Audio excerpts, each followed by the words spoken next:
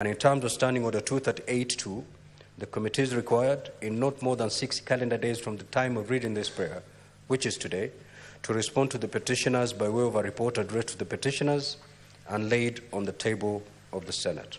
I thank you. Next order.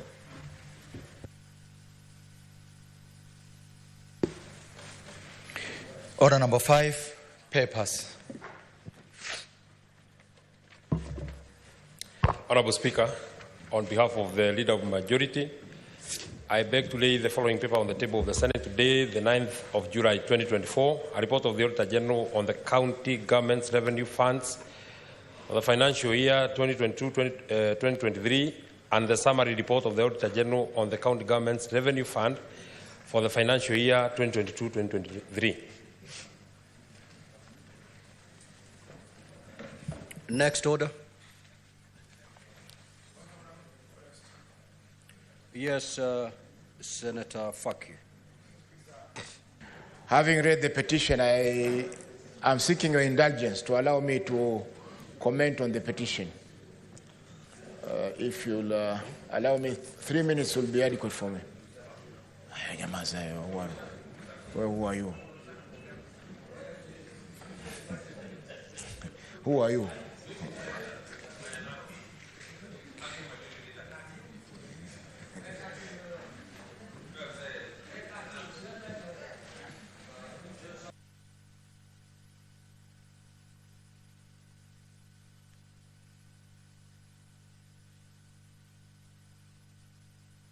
You will notice that Standing Order 237, which relates to comments on petitions, was actually deleted.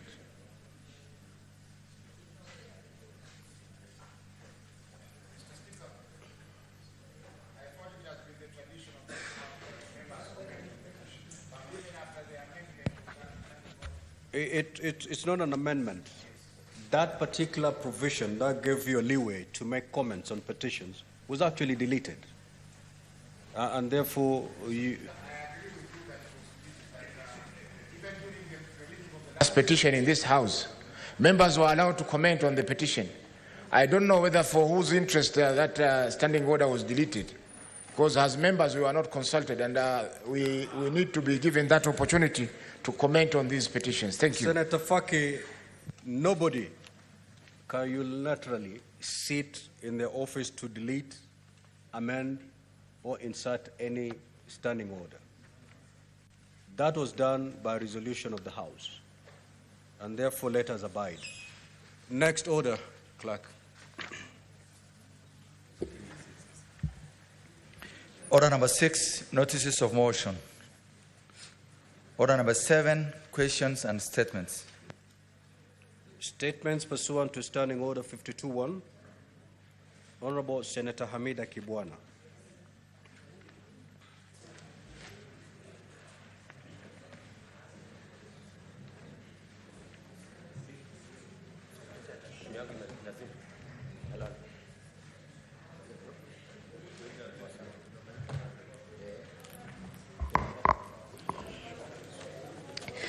On behalf of Senator Hamida, Mr. Speaker, sir, pursuant to Standing Order 52-1, I rise to make a statement on a matter of general topical concern on the critical issue of men's mental health, especially as we observe June as Men's Mental Health Month.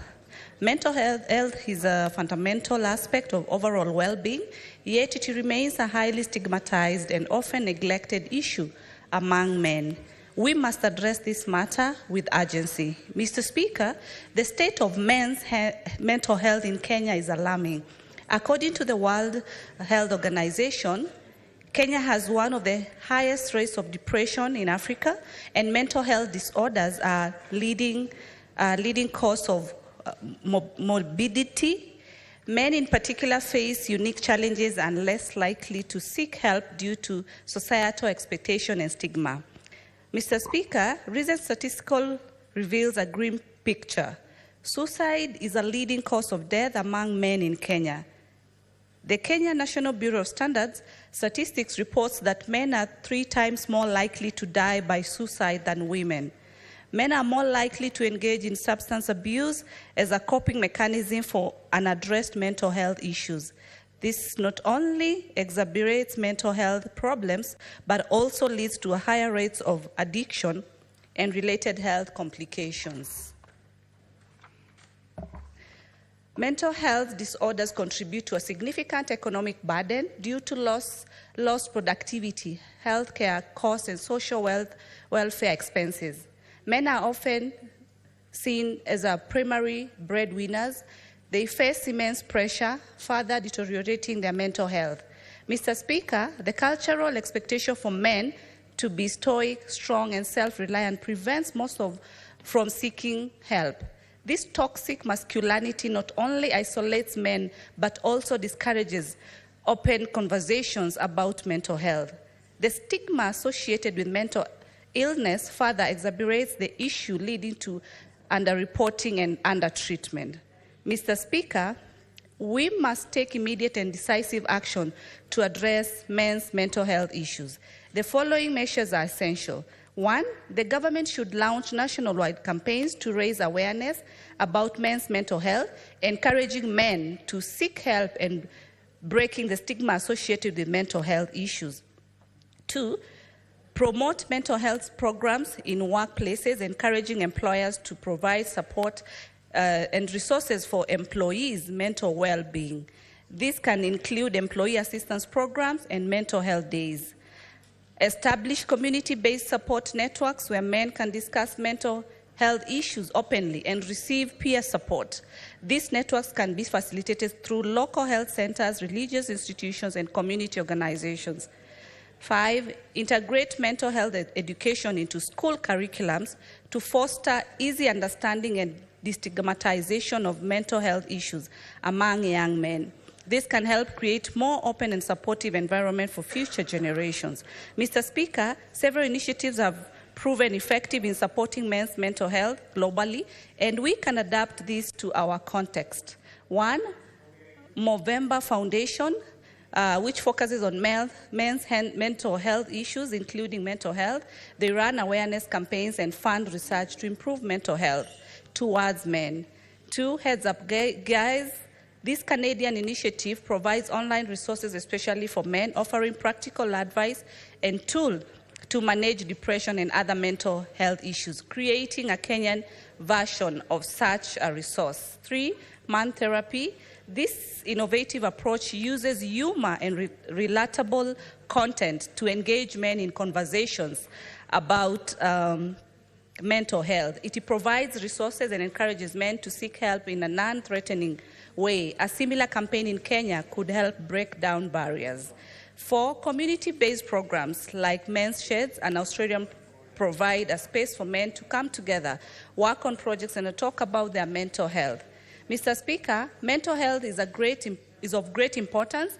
As we observe Men's Mental Health Month this June, let us commit to taking decisive action to improve mental health awareness and support for men in Kenya. By addressing this critical issue, we can ensure that all men have the opportunity to lead healthy and fulfilling lives. Lastly, I urge my esteemed colleagues in this House to support initiatives that promote mental health awareness and services for men, reducing stigma, providing much-needed support.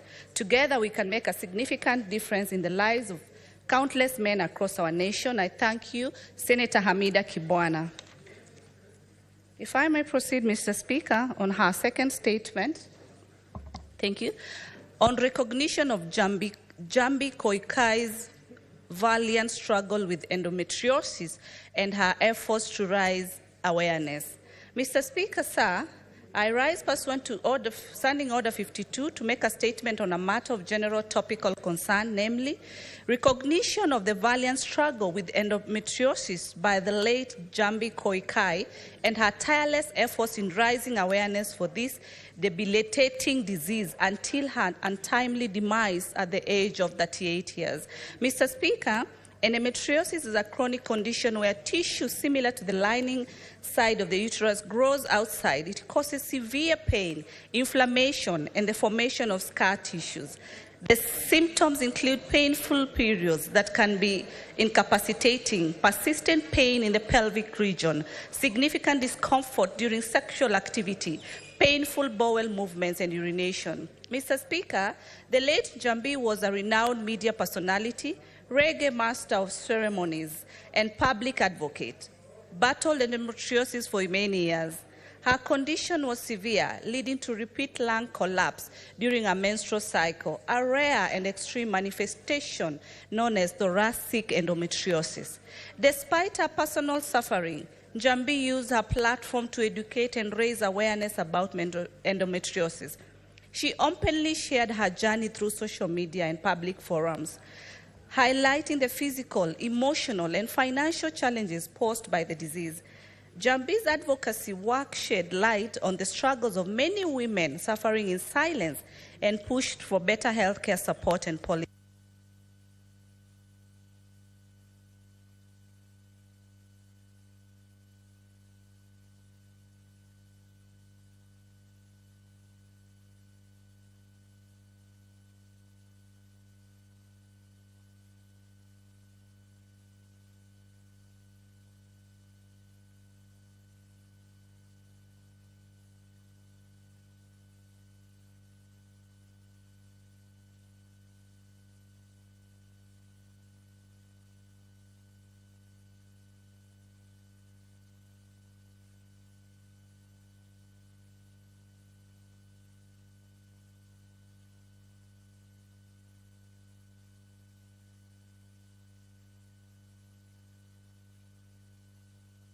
On Kenyan women, the government through the Ministry of Health may consider undertaking the following actions.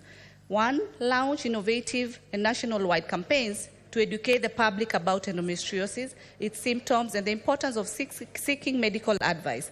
Ensure that diagnostic and treatment services for endometriosis are available and affordable in both urban and rural areas to provide specialized training for healthcare providers.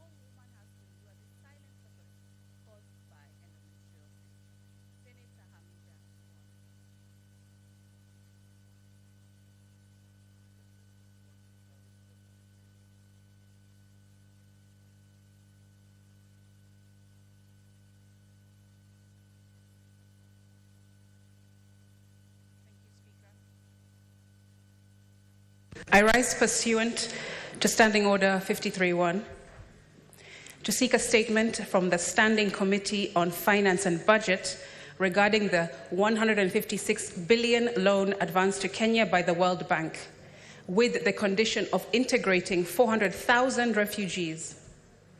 In the statement, the committee should confirm whether the 156 billion is a loan or a grant and explain why the condition to integrate refugees should be attached to approval of the funding, and establish the origin of the 400,000 refugees, explaining any correlation between the Kenyan shillings 156 billion being given to Kenya and the integration of these refugees, why they're in Kenya now, and the criteria and parameters of them being in Kenya. I thank you.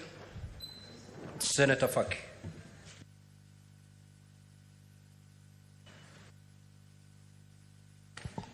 Thank you, Honorable Speaker. I rise pursuant to Standing Order 53-1 to seek a statement from the Standing Committee on Land, Environment and Natural Resources on the land problems in Mombasa County and other coastal counties. Mr. Speaker, sir, land has been a thorny issue in Mombasa and the entire coastal counties. There are historical land claims and also land invasions that have deprived genuine landowners of their legitimate land rights. This has resulted in many people being classified as squatters with no hope of ever owning the land on which they have settled. Many people are also left in the limbo after brokers invade people's lands and sell it to the unsuspecting members of the public, only for them to realize that those who sold them the land had no titles. This sad state of affairs has undermined the right to housing, as the houses built on these lands have no title deeds and are unrecognized. In the statement, Mr. Speaker, sir, the committee should, one, enumerate the efforts by the government to resolve the land management and ownership issues in the coastal counties. Number two, confirm whether the government has considered buying land to settle the squatters residing in coastal counties or facilitating squatters to access affordable credit to buy the land on which their structures stand. And number three, state actions taken, if any, by the national and county governments to provide essential services such as water, health, markets, and others in areas where the squatters have settled so that they live as normal human beings. Thank you, Mr. Speaker, sir. Senator Boni. Thank you, Mr. Speaker. Mr. Speaker, sir, I rise pursuant to Standing Order number 53-1 to seek a statement from the Standing Committee on National Security, Defense and Foreign Affairs regarding the harassment by the police of residents of the Ikolomani constituency following a mining rights conflict between a private gold mining investor by the name of Shanta Gold Limited and the residents of Ikolomani constituency, leading to the death of one person. Mr. Speaker, allow me, in respect of Vincent Moi, to give my condolences as I raise this statement, because he's the man who lost his life in that conflict.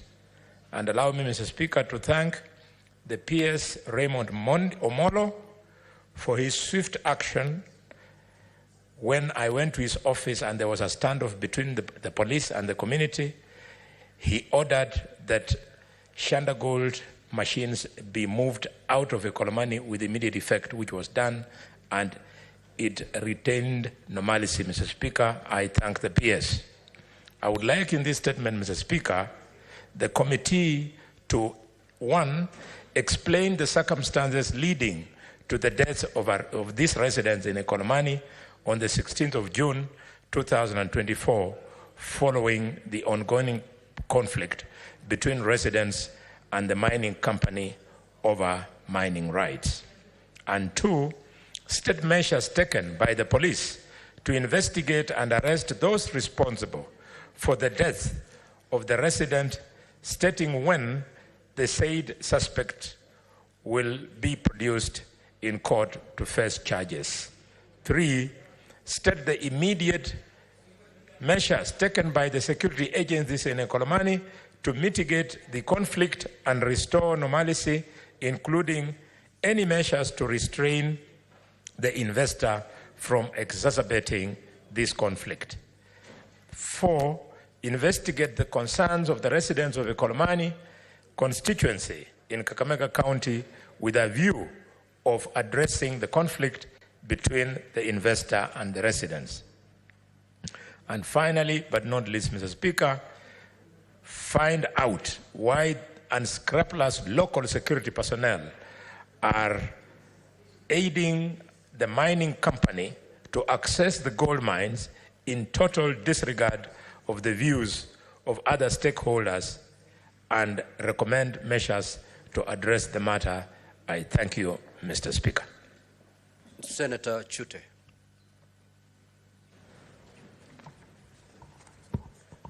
Thank you, Mr. Speaker.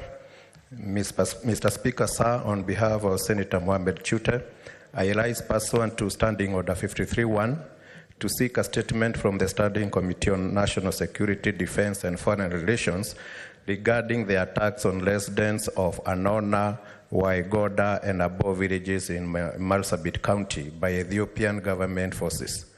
Mr. Speaker, sir, For decades, the Ethiopian government has carried out military operations across the border with Kenya, where they end up harassing and attacking residents of Marsabit County.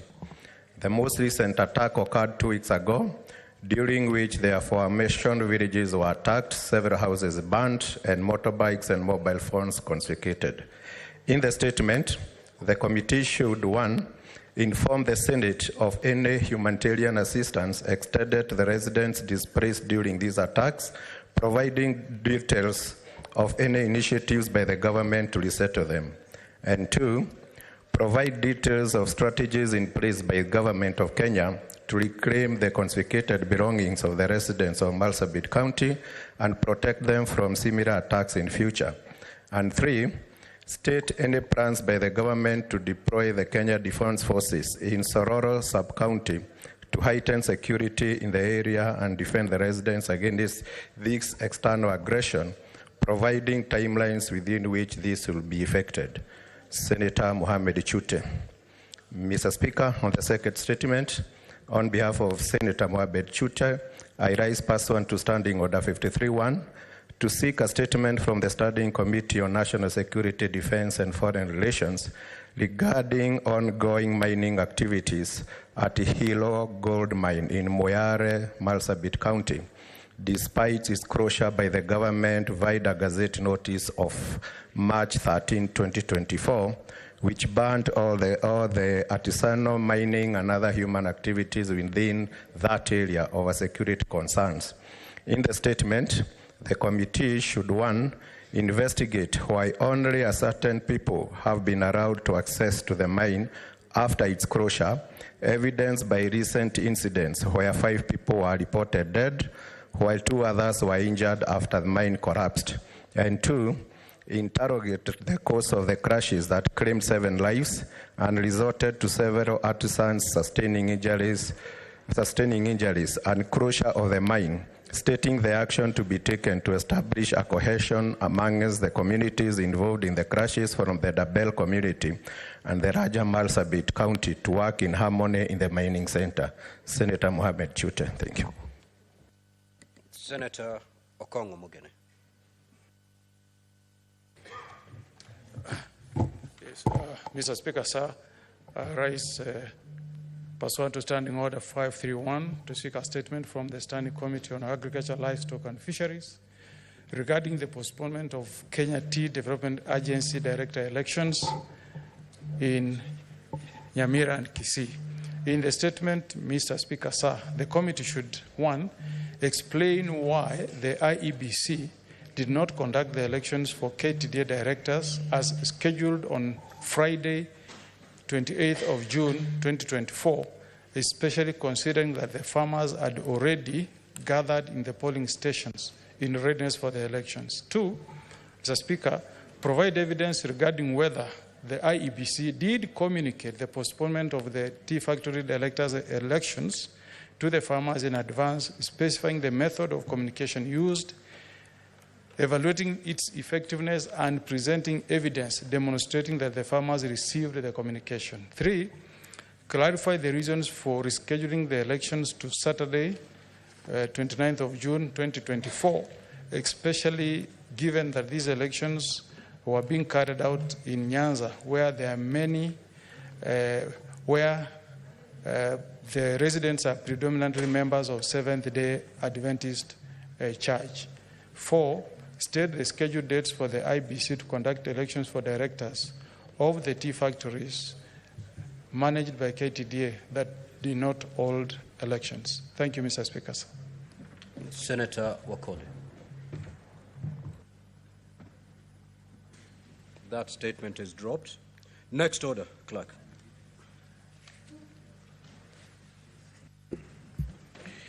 Order number 8, motion, the current state of the nation. Senator Kisang.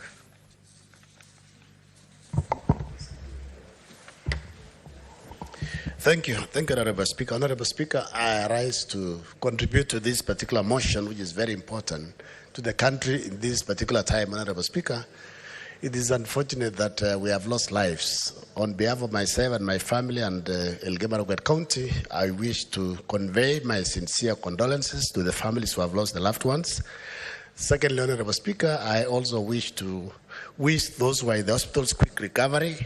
And third, Honorable Speaker, as it's unfortunate that it has taken our children, our sons and their daughters, for us to realize that there are issues. I believe these issues have not just surfaced the other day, Honorable Speaker, but it's because of the unemployment that has been in the country and other injustices, especially corruption, Honorable Speaker. Honorable Speaker, as a country, we need to reflect, think critically, and see how we can come out of this by ensuring that we become sensitive to some issues. Honorable Speaker, these children did not just wake up on the 25th and came to the streets. There must have been some things that have been building maybe for the last 5, 6, or 7 years. And as leaders, we failed to notice and act quickly, Honorable Speaker. Honorable Speaker, these children of ours, the GNCs, I know we have spoken here as leaders. We have accepted that we have failed, but we need to move on and see how we can regain back our country, Honorable Speaker. Honorable Speaker, as one of the way forward is we want to ask the National Police Service to ensure those youths who are still in the police cells get released immediately, Honorable Speaker, from the police stations, and they cease abductions, because we know there are those, especially blockers. We are told they have been abducted, they have not been taken to court, Honorable Speaker. They needed to release them immediately, Honorable Speaker. Honorable Speaker, we still have those who are still in the hospitals, and I'm happy to report, to also note that the government of Kenya Kwanza have agreed that they are going to waive all the bills or pay the bills, and those who have lost their loved ones, they'll contribute in the funeral expenses and burial expenses, Honorable Speaker, so that the families don't suffer twice, losing their children and also looking for resources to bury their children, Honorable Speaker. Honorable Speaker, we need to find a way of sorting out these issues. And I know in the past we have said, because of unemployment, we can use technology to ensure that the youth get something that they can put on the table, Honorable Speaker. There is a conversation to have over 1,400 digital hubs across our wards in Kenya, Honorable Speaker. We want the National Assembly to allocate resources in these particular constituency innovation hubs, Honorable Speaker, so that the youth across the country can access internet, they can access online jobs, so that they can have something to put on the table, Honorable Speaker. Honorable Speaker, we also have, I know there have been issues about corruption. We have talked about corruption for a long time. We have Anti-Corruption Commission, Honorable Speaker. I don't think they are doing enough, Honorable Speaker. Honorable Speaker, this particular entity needs to be maybe reorganized, restructured, Honorable Speaker, so that they can act on serious, real corruption instead of going for petty offenders, Honorable Speaker. I remember there was a time sometimes back when there were issues with Kenya and the Corruption Commission, and Parliament, in their own wisdom, then dissolved because they were not working enough. We want to ask the Anti-Corruption Commission, please expedite, do your investigations within short time possible, take those who are corrupt to court, and they need to be seen to be charged, Honorable Speaker, and put behind the bars, Honorable Speaker. Honorable Speaker, I know there is a committee, a task force that was formed recently to discuss on the issue of the public debt, and I know the courts have already pronounced themselves on suspension of that, Honorable Speaker. Honorable Speaker, we are told by the National Treasury that out of 100 bob that is collected by the Kenya Revenue Authority, 61 shillings is going to bank debt. It is important that the Office of Auditor General moves with speed to do special audit. on the national debt, find out this particular debt that was taken for the last 10 or 20 years, Honorable Speaker, what is it, what was it used for, how much is bending, Honorable Speaker, currently, how much are we paying? If we are paying $1 trillion every year on interest alone, then it means when are we going to complete paying this particular debt, Honorable Speaker? Because this is a serious burden that is messing up our economy, Honorable Speaker. Honorable Speaker, I know there was an outcry last week because SRC came up with a memo that state officers, including members of parliament, including ourselves, Honorable Speaker, are going to get a pay rise of 7 to 10%, Honorable Speaker. And I saw in the news that I was likely to be given additional 14,000. And I want to declare in this House, Honorable Speaker, we did not ask for any pay rise, and I'm not interested to be paid any additional penny. If anything, we can revise our salaries downward, Honorable Speaker, because Kenyans, there are Kenyans who are going without food, Honorable Speaker. Honorable Speaker, there is an issue. It was even in today's papers and yesterday's paper, Honorable Speaker. NCIC are sleeping on the job. NCIC is sleeping on the job, Honorable Speaker. We want them to do a proper audit on employees across the civil service and give us a proper data about those who are employed among the 42 or 43 tribes of Kenya in all organizations, because NCIC have the habit of releasing us piecemeal, maybe one organization, so it looks biased. We want them to do it properly and give us even ages, because I think there is a conversation, Honorable Speaker, that, 2003, 2004, in his own wisdom, the late President Kibaki increased the retirement age from 55 to 60 because they didn't have money to pay pensioners, Honorable Speaker. I think it is important that we relook at that particular issue and maybe go back, because the law has not been changed. That was just an executive order, a cassette notice. We can revert back to a retirement age of 55. So that the youth, the Gen Z, can get opportunity to be employed, Honorable Speaker. So that it's not a must that we reach 60. And there are even those who are already 60 years and they're asking for extensions, additional years. If you've not done anything useful for yourself at the age of 55 or even 50, even if you are given additional 2 years or so, it's not going to help. Honorable Speaker, we want to ask our colleagues in National Assembly, as they receive the supplementary budget, because the finance bill was referred to National Assembly, and as they get the supplementary budget, we want them to ensure that money is allocated, resources are allocated for confirmation of the 46,000 GSS teachers, because this is the group of GNCs.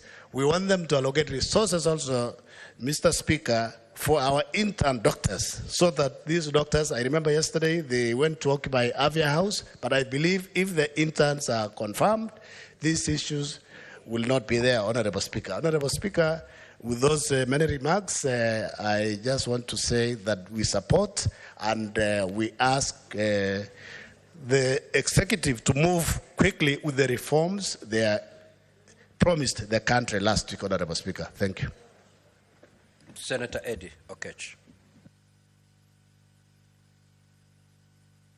Senator Matthew.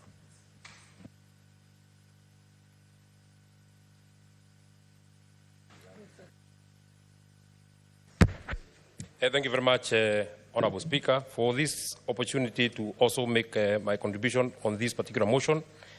I thank my colleagues who have really spoken, and I'm happy.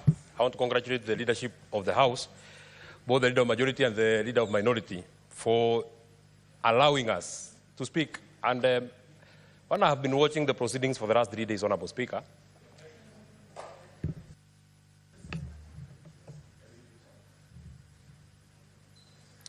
when I've been watching the proceedings of this House, Honorable Speaker, I am happy that we are now speaking a conversation, and we have been told to speak from our hearts, so that we can be able to dissect we can be able to look at the issues that have been raised by not only the Gen Zs, but the people of Kenya. Honorable Speaker, allow me to start by condoling with the families of the 41 who lost their lives, Honorable Speaker.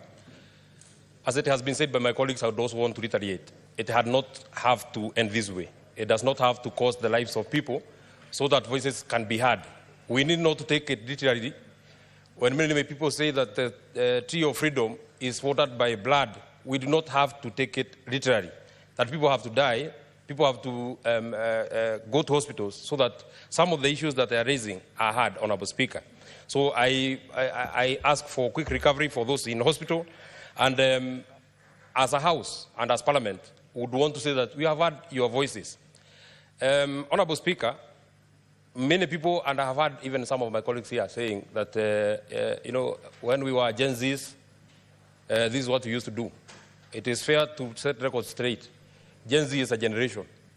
You, Honorable Speaker, have never been a Gen Z and shall never be, because you are not in that particular bracket of a generation. You have to have been born between a certain time, Honorable Speaker, for you to be a Gen Z, Honorable Speaker. So it is the Gen Zs and the people of Kenya who actually have raised very pertinent issues that we must listen to.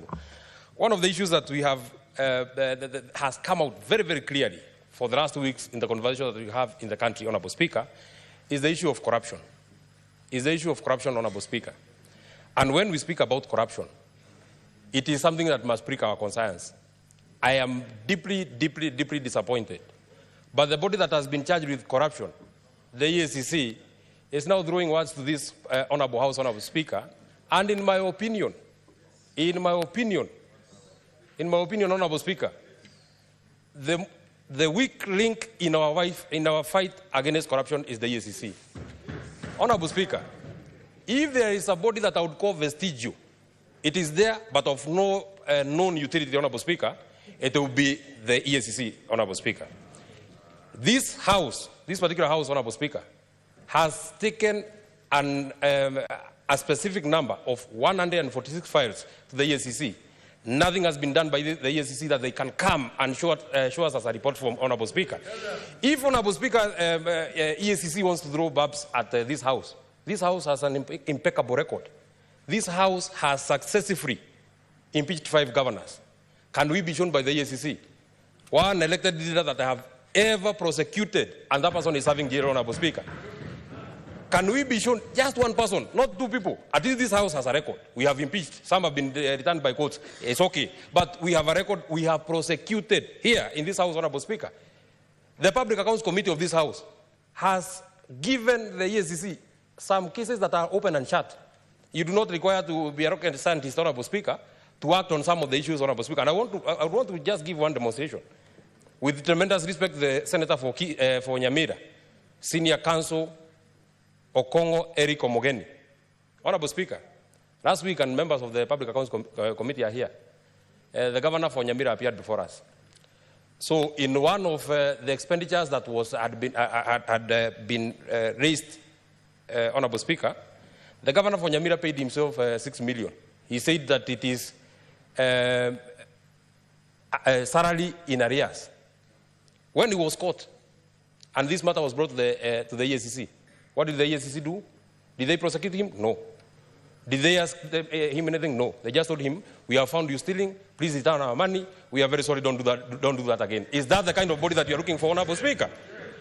Is that the kind of body that can come and try to lecture this kind of House, Honorable Speaker? Honorable Speaker, we, the people of Nyandarua, have written to the EACC of a matter that is of the insurance of the members of staff of the Nyandarua County government. Honorable Speaker, the county executive sat at 9 in the morning. They approved that a contract be entered with a certain insurance firm, Honorable Speaker. The same day, that contract was entered. So then EACC wants to tell us that they require 5 years to look at a matter or to look at a crime that was committed in 3 hours. If it is as easy as committing a crime in 3 hours, why is it very difficult for the EACC to spend 5 years, 9 years, whatever years? Honorable Speaker, if we can be lectured, the people that cannot lecture us shall be the EACC. They have no moral standing of speaking to this House or speaking to any person of this Republic of Kenya. And Honorable Speaker, I think it is also time that we look at the people that we have had who have been heading this particular body. I think we have, with tremendous respect, we have tried advocates. We had Justice Ringera. We have tried the professors. We had the other professor, I'm forgetting his name, Rumumba. We have tried bishops from the mainstream churches. We have tried bishops from the mainstream churches. We have tried bishops from the Pentecostal churches, Honorable Speaker. I think it is now time that we try a person of the stature of Omutata to lead the EACC, Honorable Speaker, because we have not seen any tangible action that has been taken by the EACC, Honorable Speaker. So, in our fight against corruption, EACC is one body. And since I saw them responding to the members of this House, I think, Honorable Speaker, the fairest thing is that let them come before this House. Let them appear before this whole House, Honorable Speaker, so that we can have that conversation. Let them not answer us on the media. They have been trying to sensationalize and sponsor fake and uninformed propaganda that this House has passed a law on the conflict of interest. That is why the EACC is not working. Honorable Speaker, if an agency, in fact, this is what the agencies are saying, if an agency of government can lie, and the people that are supposed to look and chase the liars, why do we need that agency? If it is indeed true, if you are to even take that conversation that they are not acting because we passed that law was passed here on the 31st of May. EACC has been there since 2004. What have they been doing before that law was passed, Honorable Speaker? And I dare say, and my colleagues will bear me witness, there is no law that we have mutilated that have allowed any senator of this House or any public servant to do business with government. There is no law that we have. If anything, we have actually, and we shall demonstrate, because that shall come as a substantive motion, Honorable Speaker. If anything, we have strengthened, and I would dare say that because I've never done business in my own capacity or even my own family with government, and none of the members of this House would have that kind of intention. So it is not time to apportion blames by anybody. The second body that I feel is the weak link in our fight against corruption, Honorable Speaker, it will be the ODPP. And that's another notorious body, Honorable Speaker. Honorable Speaker, in the case of Nyamira, and allow me to use Nyamira again, 2 people found themselves in the payroll of the Nyamira County government. They were paid a total of 800,000, Honorable Speaker. So when the matter came into the public foray through the area senator and the other people who were charged with oversight the county assembly, the county secretary wrote and said, these people are not our employees. The county public service board wrote and said, these people are not our employees. The payroll manager wrote and said, these people are not our employees. So then there was a case.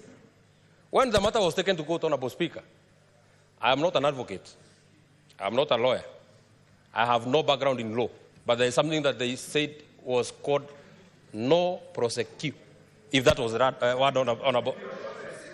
Non prosecute, if that is the word, Honorable Speaker. And they have no intention of taking these 2 people to court, Honorable Speaker. So what becomes of the money that has been stolen of the people of Nyamira? What becomes of the people? And what we see about them is responding to Senator Sifuna on Twitter. So I actually propose, Honorable Speaker, since they are very willing to engage, let them not engage us on Twitter. Let them come before the whole House of this House, Honorable Speaker, so that we can demonstrate. Let's have a conversation. Don't throw jabs at anybody. We are just telling you the truth. You are a weak link. You have all the evidence. Had the people of Kenya not made noise against the former governor of Migori, called Obado, that guy was almost walking free. Just because he has returned little things here, now the ODPP says that we have now built consensus, just go in peace, never steal again. I mean, Honorable Speaker, if we cannot have an honest conversation with the ODPP, Honorable Speaker, then we shall have lost. There are many other independent offices, many people have spoken about them that we need to look at. There's one body that appeared before us and has appeared before us called the PPRA, Public Procurement Regulatory Authority. in every report that has been laid on the floor of this House, Honorable Speaker. You will never miss a county that has an irregular procurement process, Honorable Speaker. But we have never had, not even one report from the PPRA. In fact, it has to call for the initiation of either the members of the Senate or the members of the public to write to PPRA to tell them that there is something that we are seeing in a certain public entity, Honorable Speaker. These are the bodies that I am calling vestigial. They are not useful. In fact, their usefulness and their utility approaches zero power infinity. We must either do away with them or they must be very, very, very deliberate. Honorable Speaker, our young people have spoken about excesses. And I would dare say, and I'm very sorry to my colleagues who are in this House, Honorable Speaker, when we speak about excesses, we start with ourselves, as members of this committee, as members of Parliament, as members of this Senate, before we even go out.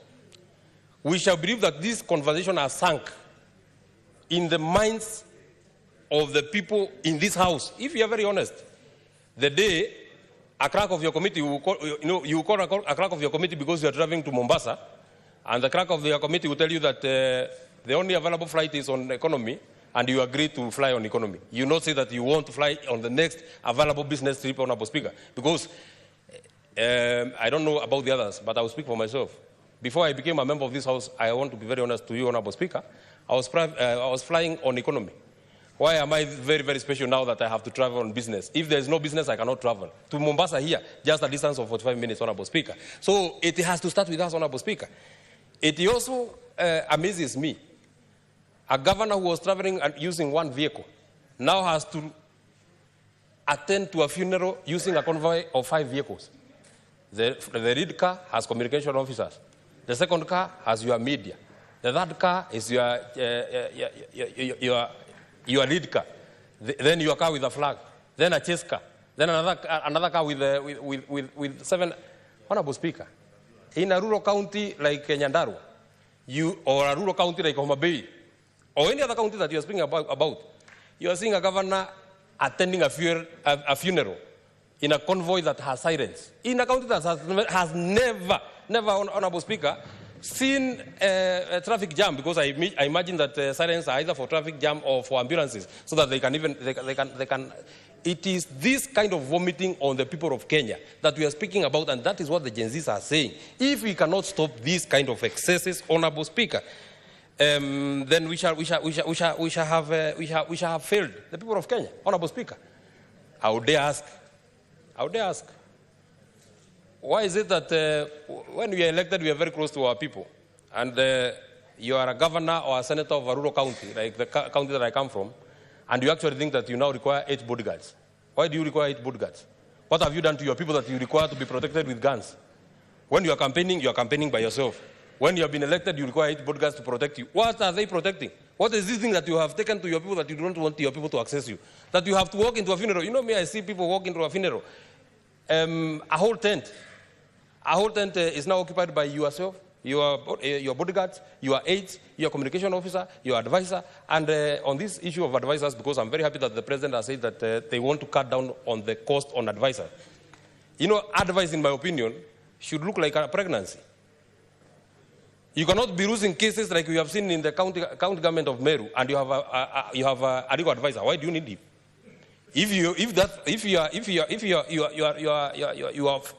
You have no tangible economic policies that we can see. Why do you require an economic advisor, Honorable Speaker? We have been saying with the matter just this afternoon that the county government of Meru will have to pay 600 million in terms of penalties and what has been awarded by court because they chased an investor from a hotel that is worth 150 million. What are we doing to our people? What are we doing to our people, Honorable Speaker? Why do we need to push this kind of money to the counties, Honorable Speaker? And this money is being spent and being used just like that. Honorable Speaker, in the quest of occupying, if you really want us, the young people, if you want us to fight the corruption, the next place that you must occupy must be the county governments. The next place that you must occupy must be the county governments, Honorable Speaker. The next people that you must visit must be the governors, Honorable Speaker. Finally, because I know my time is running out, there's something that has been mentioned on education, and I want to canvass my thoughts on education, Honorable Speaker. The only thing that, in my opinion, I feel equalizes us in terms of opportunities, Honorable Speaker, would be on education. I would just, and with tremendous respect to the Senator for Siaya, I would just want to use this example, that in 1964, the Vice President of this Republic was Jaramogi Oginga Odinga. In 1964, my own mother, the late Jane Njeri, was born then. In September 2022, the son of the Vice President and the son of the peasant woman that was born in 1964 was sworn in this house as senators, both of them. Why? Because the only thing that has equalized us now is education. It is for this reason that we must try and make education as cheap as it can be, Honorable Speaker. I am very persuaded that we must do away with bursaries, Honorable Speaker. Why?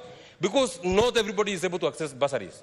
You know it, Honorable Speaker. When you allow politicians to be dishing out bursaries, the people that get this money are the same people. Because you campaign for your MCA, you get bursaries. You campaign for your member of parliament, you get bursaries. You campaign for your governor, you get bursaries. Honorable Speaker, at the end of it, when it is the end of the year, one kid is at home because they cannot pay school fees. Another kid is leaving school with an excess because their parents can be able to access bursaries, Honorable Speaker.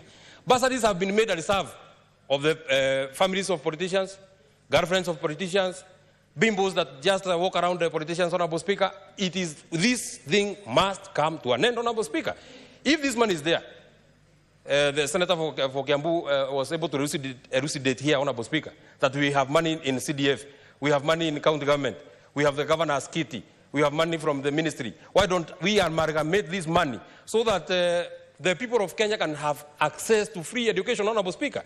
When the idea of bursaries was born, Honorable Speaker, when the first cohort went out, the one that had Tom Mboya, bursaries were not meant for the brilliant.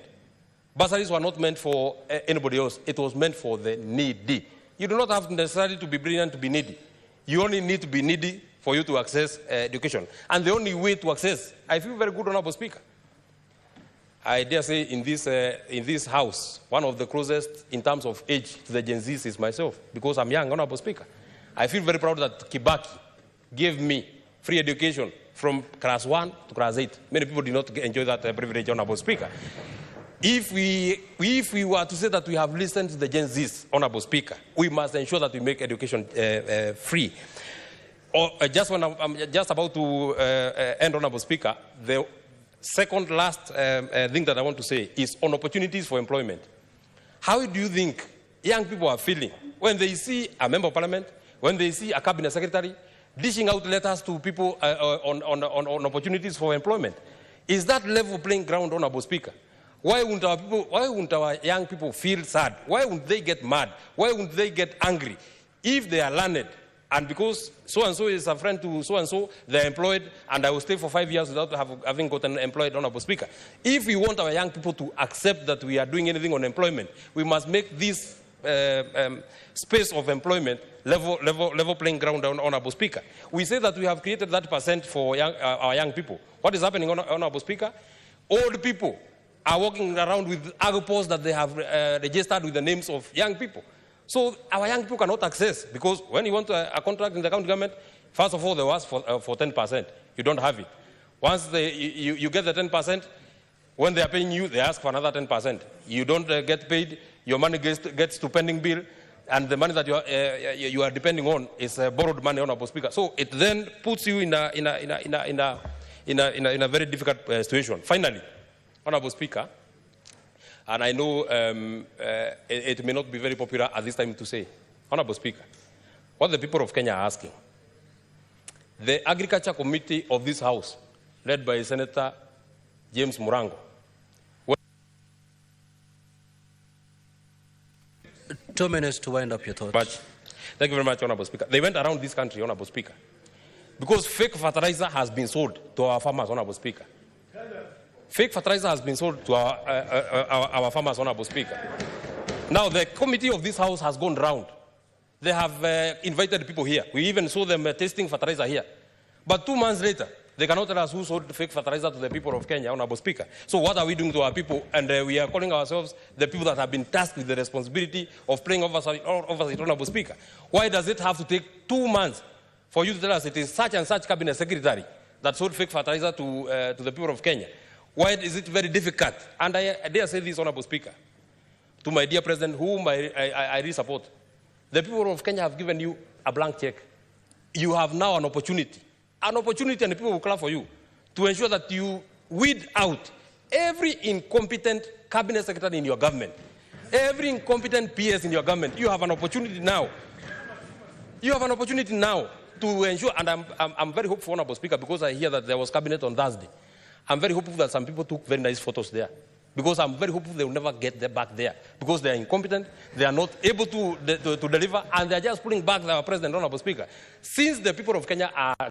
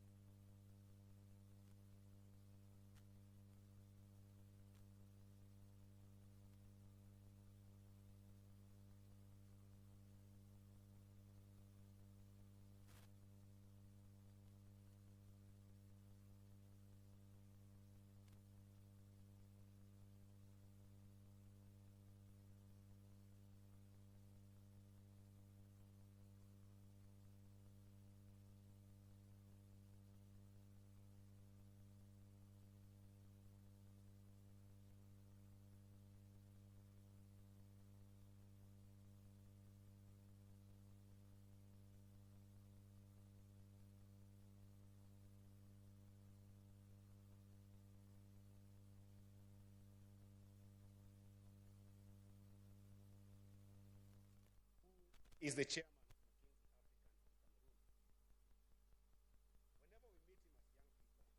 He asks us one question: would it have mattered for Africa that you lived?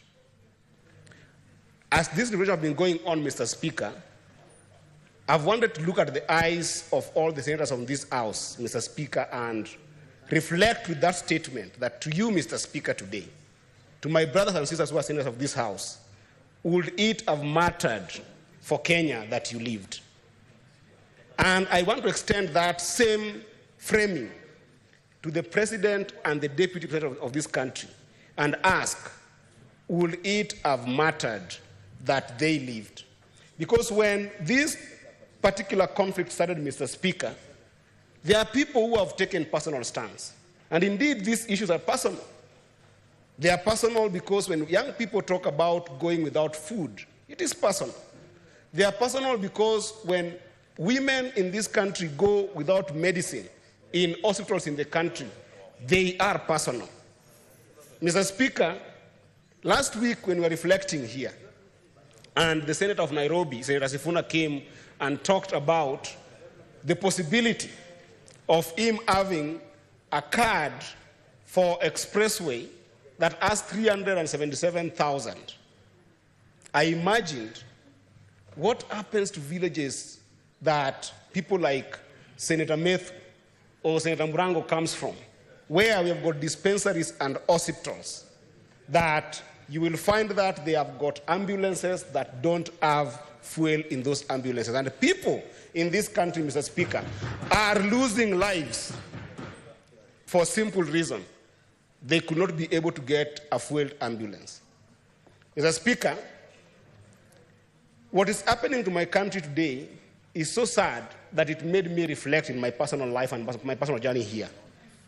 And I wanted, Mr. President, us as members of Parliament, to also reflect on our journey personally to where we are today, because sometimes it's easy to forget that, and then we might end up seeing this notion called Gen Zs as just some young people who are protesting in the streets without having homes where they come from. And within those homes, they have got burdens that they're experiencing, that they're facing, that we might be far removed from. So that even when people are talking about dialogue, we might not be dialoguing about the real issues. Mr. Speaker, in 2003, February the 3rd, my mother got sick in the village. Now, in the village where I come from, Mr. Speaker, we used to be tobacco farmers. And as tobacco farmers, Mr. Speaker, when you don't have the capacity to be able to grow tobacco in your own way and be able to have a number from a company that is called BAT at that time, then you end up depending on somebody else who has got more capacity than you. Now, it happened that my family did not have the capacity to be able to grow our own tobacco, Mr. Speaker, so that we were working in what was called then a GOK, to one gentleman that I still owe a lot of respect to, called Joshua Otieno. He was seen as the most successful farmer in our village, Mr. Speaker, because one of the biggest assets that he owned was a bicycle, Mr. Speaker. At that time, my brothers, when we talk about the issue of education, my brothers and sisters in the village at that time were suffering outside our village to be able to get an education. So I found myself as the oldest son and with my sisters, the daughters of my mother, in the village at that time. My mother got sick, and my dad was not in the village as well. He had gone to also seek for a way of supporting the family, Mr. Speaker. When my mother got sick, Mr. Speaker, as young as I was, I did not know how to even ride a bicycle. So I went to Joshua Otieno, who used to be the person who could help us with his bicycle, and told him, help me with your bicycle, I try and get my mother to the hospital. Of course, I could not be able to ride that bicycle, but I carried my mother to the hospital, and between the 3rd and the 12th of that month, Mr. Speaker, I depended on Joshua's bicycle to take my mother to the hospital. She was there to be diagnosed with what they called chronic malaria. And on 12th in the morning, when we went to the hospital, the doctor told me that your mother cannot be treated here because this chronic malaria can only be treated in referral hospital in Migori town. We have the ambulance, but we don't have fuel. Can you be able to go and look for 2,000 shillings so you can take your mother to Migori District Hospital? Of course, I went home. I found my father. When he got home, we didn't have the 2,000 shillings, Mr. Speaker. I will never forget that image that at 11:48 p.m., I lost my mother. I lost my mother to a simple disease called chronic malaria, and I lost my mother because when we were in the village, getting an ambulance to be fueled was a problem, Mr. Speaker. Today, as we talk about Gen Zs, some people might see those young people as just people who are crazy and on TikTok and on Facebook and on all these social media spaces, Mr. Speaker. But if you sit with those young people, Mr. Speaker, you will hear of stories that mine could be the most little story of them all, Mr. Speaker. These are stories of young people who have gone to school, come back home, they find their own siblings, who they might call millennials or otherwise any generation, Mr. Speaker, who have gone to school, qualified in schools, and cannot be able to make sense of life, Mr. Speaker. You go to these young people's houses, yes, some of them might be successful because their parents are successful. But most of them, Mr. Speaker, if you look at their lives, Mr. Speaker, they are everything to their parents. They are the only hope that their parents have. Mr. Speaker, we might be in this house and we must be privileged to be able to get insurance. But for some of these young people, they are the insurance for their parents. I can tell you for a fact, I've heard members of this house, that even themselves, when they're in this house, they're the pension for their parents. Their parents did not have anywhere they could be able to build. They are the insurance when their parents are sick. They send their parents medicine at home. And therefore, as we reflect now, Mr. Speaker, one thing that we as a house must acknowledge, and we want to extend this to the President of this country, Mr. Speaker, is then what is the root cause of what we are seeing in the street today in Kenya? The root cause, we know it very well, is economic emptiness and lack of income and jobs for young people in this country, and they're the bulk and majority of this country, Mr. Speaker, and they cannot get income and decent jobs, Mr. Speaker, simply because we have enabled a system where governance in this country cannot allow for capital to reach those young people, Mr. Speaker. We know that in this house, we are supposed to be the oversight authority over what is happening in ministries that all my colleagues, including Methu, just right now spoke about ministries mishandling resources in this country, Mr. Speaker. And we know that even as we try to struggle as much as possible as a country, Mr. Speaker, there is no way government can be able to create adequate jobs for these young people. Adequate jobs can only be created together with adequate income and decent and dignified livelihoods can only be created, Mr. Speaker, when we allow the private sector of this country, Mr. Speaker, to be able to expand and grow.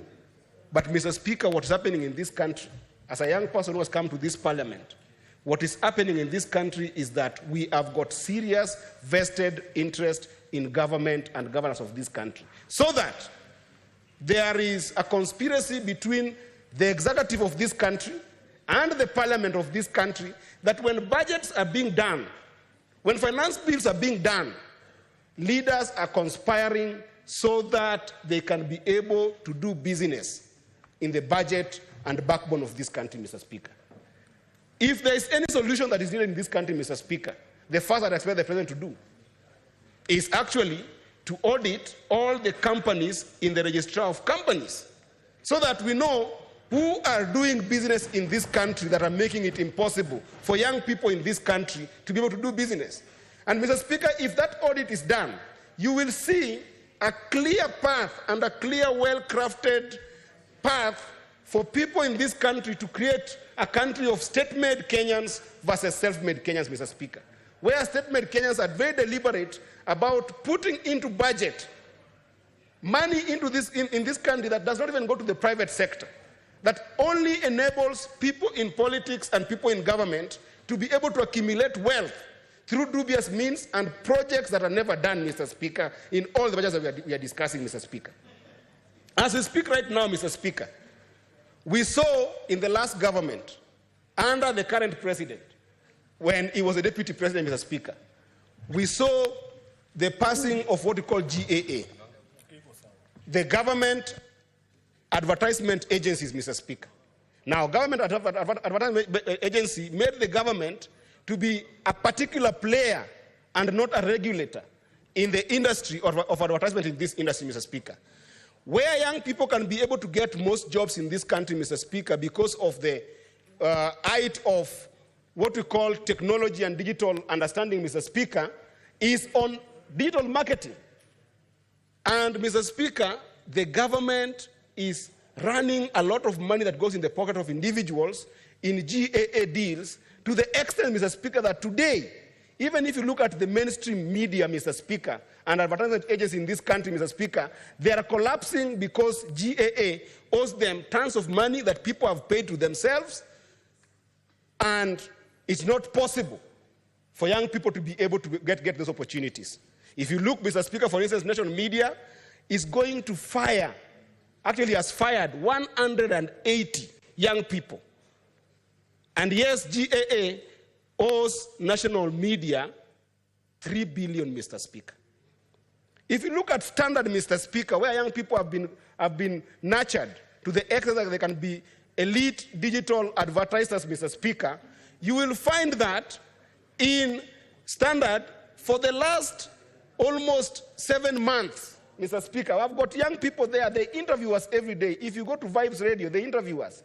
If you go to Spice FM, young people there interview us. If you go to the mainstream TV station, young people interview us, Mr. Speaker. For 7 months, they have not even been paid 5,000 shillings, Mr. Speaker, because they go without money because GAA owes the money that has been paid under the watch of Parliament and under the watch of the entire cabinet, Mr. Speaker. I can go on and show you about 2 billion that you see GAA owing the entire media space where young people and creatives should be excelling, Mr. Speaker. Yesterday, Mr. Speaker, my heart was pouring out because I saw interns sleeping outside Afia House, Mr. Speaker. In this house, we have enabled the passing of chiefs in this house, Mr. Speaker.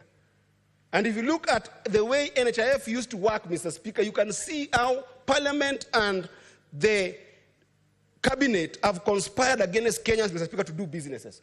You know very well that when we did have the national, the NHIF that was working, Mr. Speaker, it used to be that money will be collected from the public.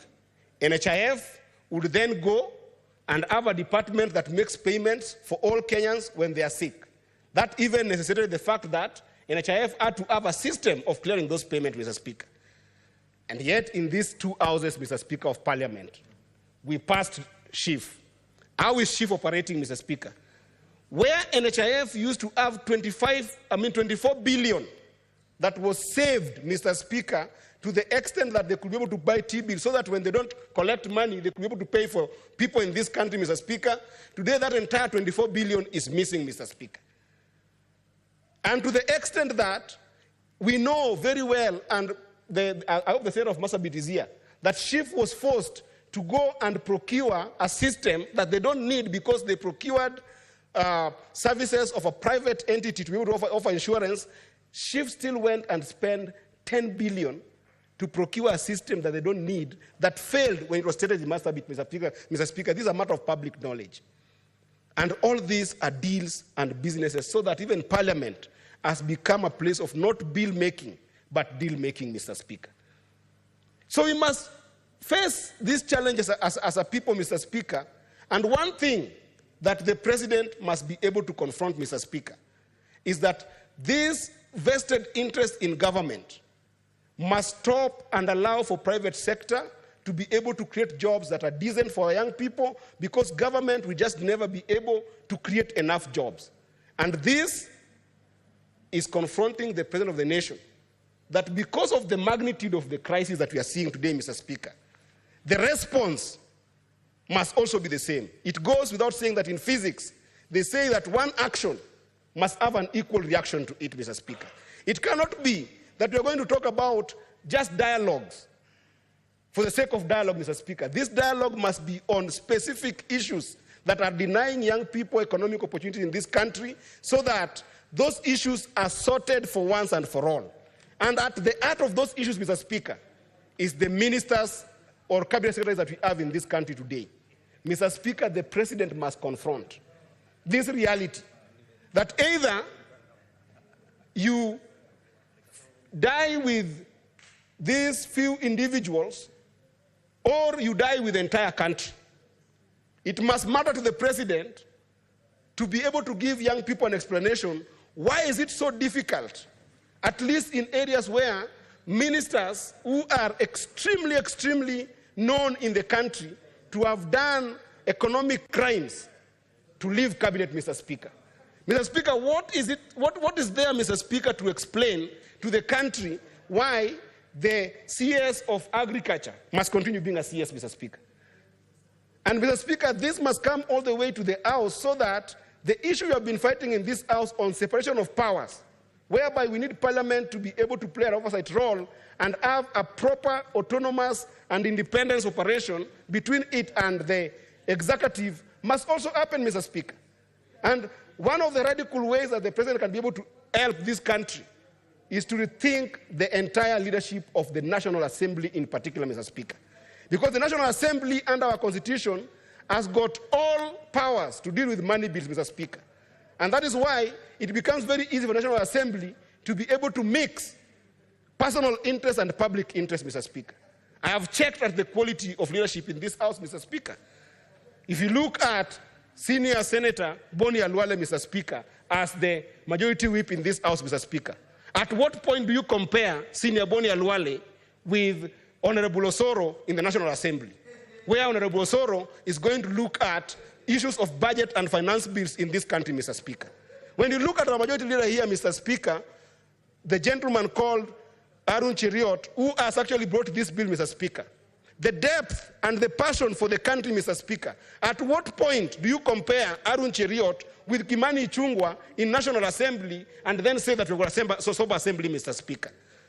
When you look at people like Deputy Majority Leader, Mr. Speaker, Senator Tabitha Keroche, a lady of valor and towering spirit of entrepreneurship, Mr. Speaker, who has run serious business and we have seen in this country, Mr. Speaker, at what point, Mr. Speaker, do you compare?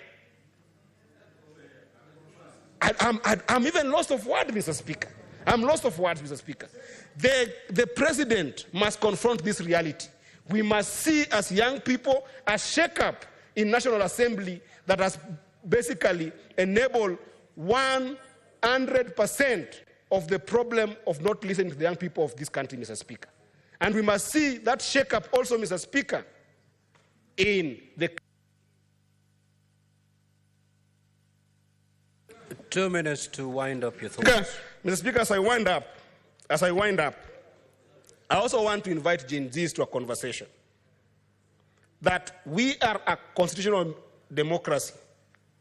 The country must run. The country must be governed.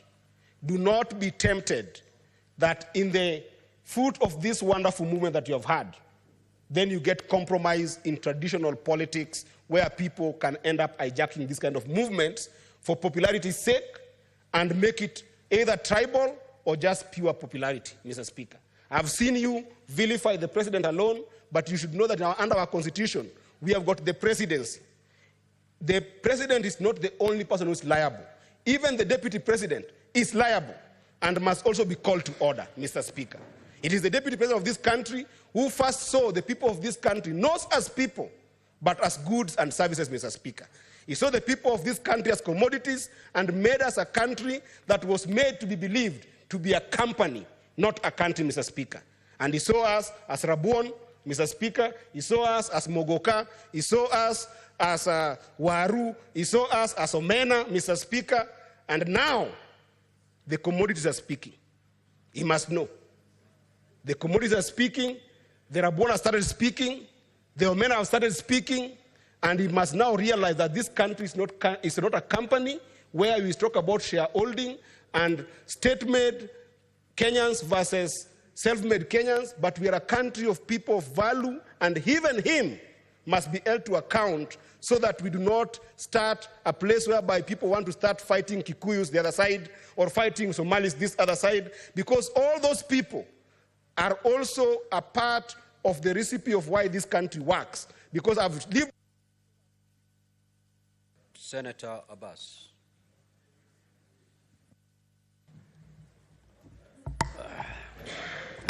Thank you, Honorable Speaker.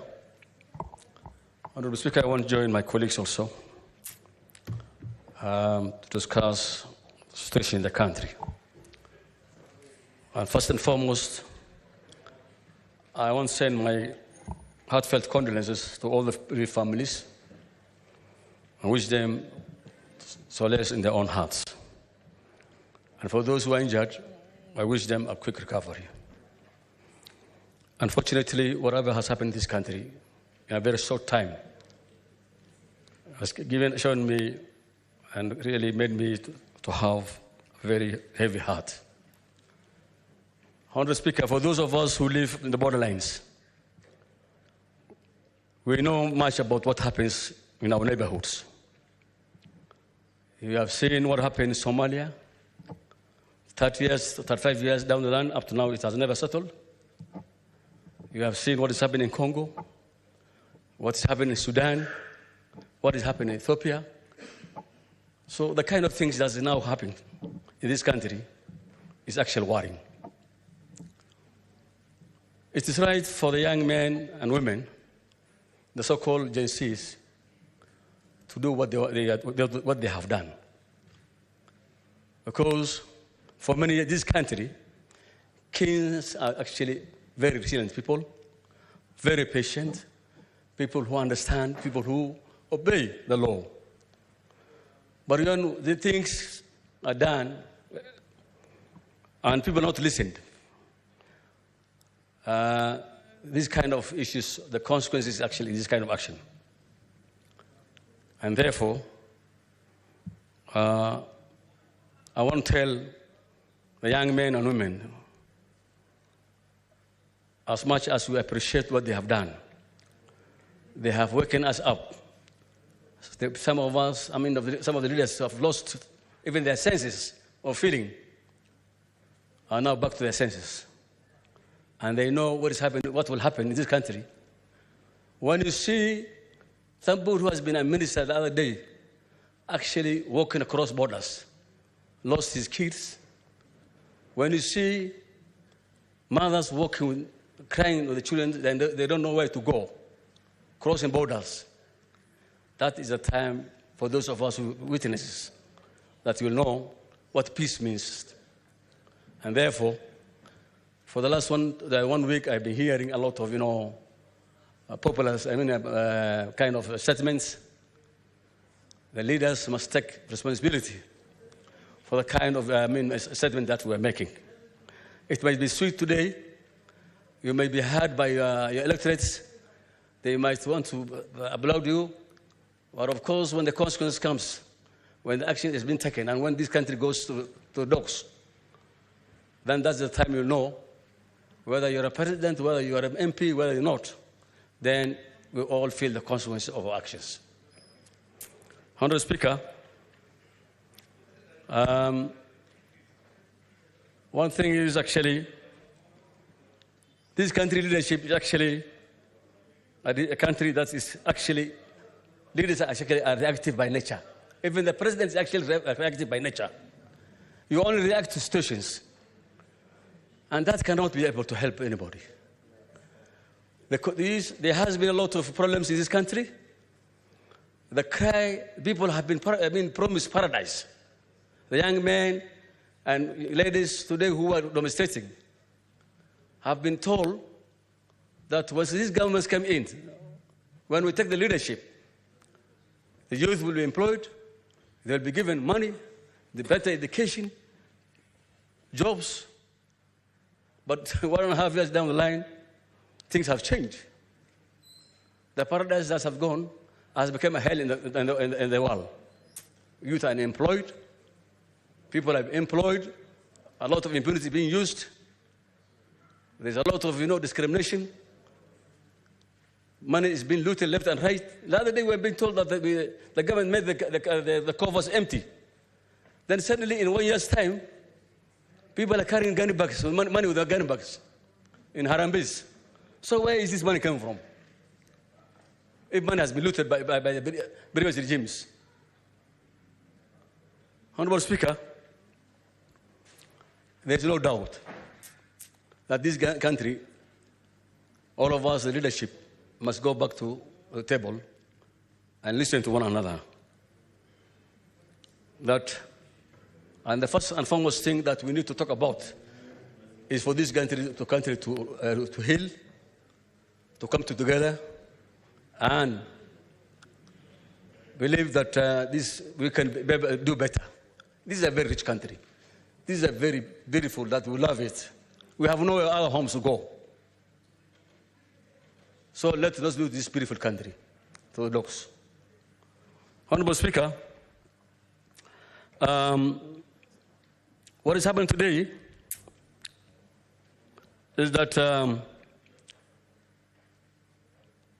everybody wants to make easy money to the advantage of the poor, to the advantage of disadvantaged people. Every leader wants to make money. The institutions, the oversight institutions, the parliament has been captured. We have been called in the State House, we have been called by your parties to do ABCD. We don't reason. You are elected by people. You are not elected by the president. You are not elected by your party leader. So every morning when there's a bill, you are summoned to party office or the State House. You have been elected by people, not by the State House people or by your party leader. And the consequences of that kind of, blindly following the leadership, party leaders, and being so, obedient to the party is what we are now, the consequences that we are facing today.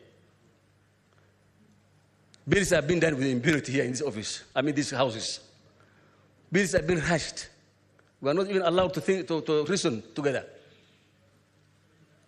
The bills that we are making these houses, the two houses, is actually being rushed every hour. We have been told to say yes, aye, and I will say aye. And this is the consequence today we are facing. How do we not listen to? How do we listen together? Have we got listen together? When the problems started, The time the house levy issues came, we all talked about these same issues. The people complained, the youth complained, everybody complained. The roadside pronouncement of projects where the money is not even available. The jobs that we said we are going to create, which is not achievable. Then you expect this kind of businesses and this kind of upheavals to happen. Honorable Speaker,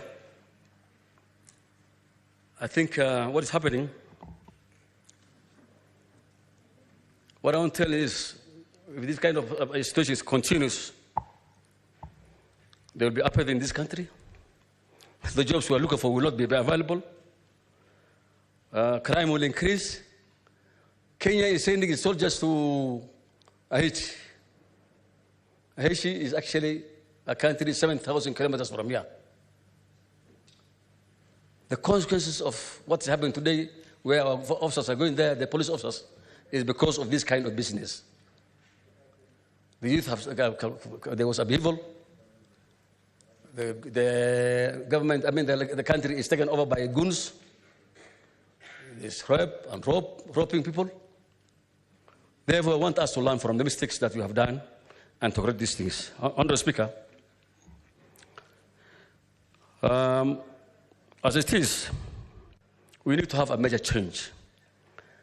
Because, as I said, our oversight institutions have failed this country. Anti-corruption, I don't know who will oversight anti-corruption. Parliament, I don't know who will oversight the Parliament. Office of the DPP, you see cases, corruption cases taking too long. The Golden Bag corruption, it has taken many years, and everybody wants free. Those guys who, I don't know, looted a lot of money, I don't know those dams, they have gone free. They've been released by DPP officer and the judiciary. Parliament is making punitive laws. And corruption is taking just dragging on the legs, on the feet. So we need an oversight institution that oversights the oversight institutions like Parliament and all these things. I don't know who will do it, whether it will be done by Ombudsman. I don't know. We're going to have an institution that will oversee all of us.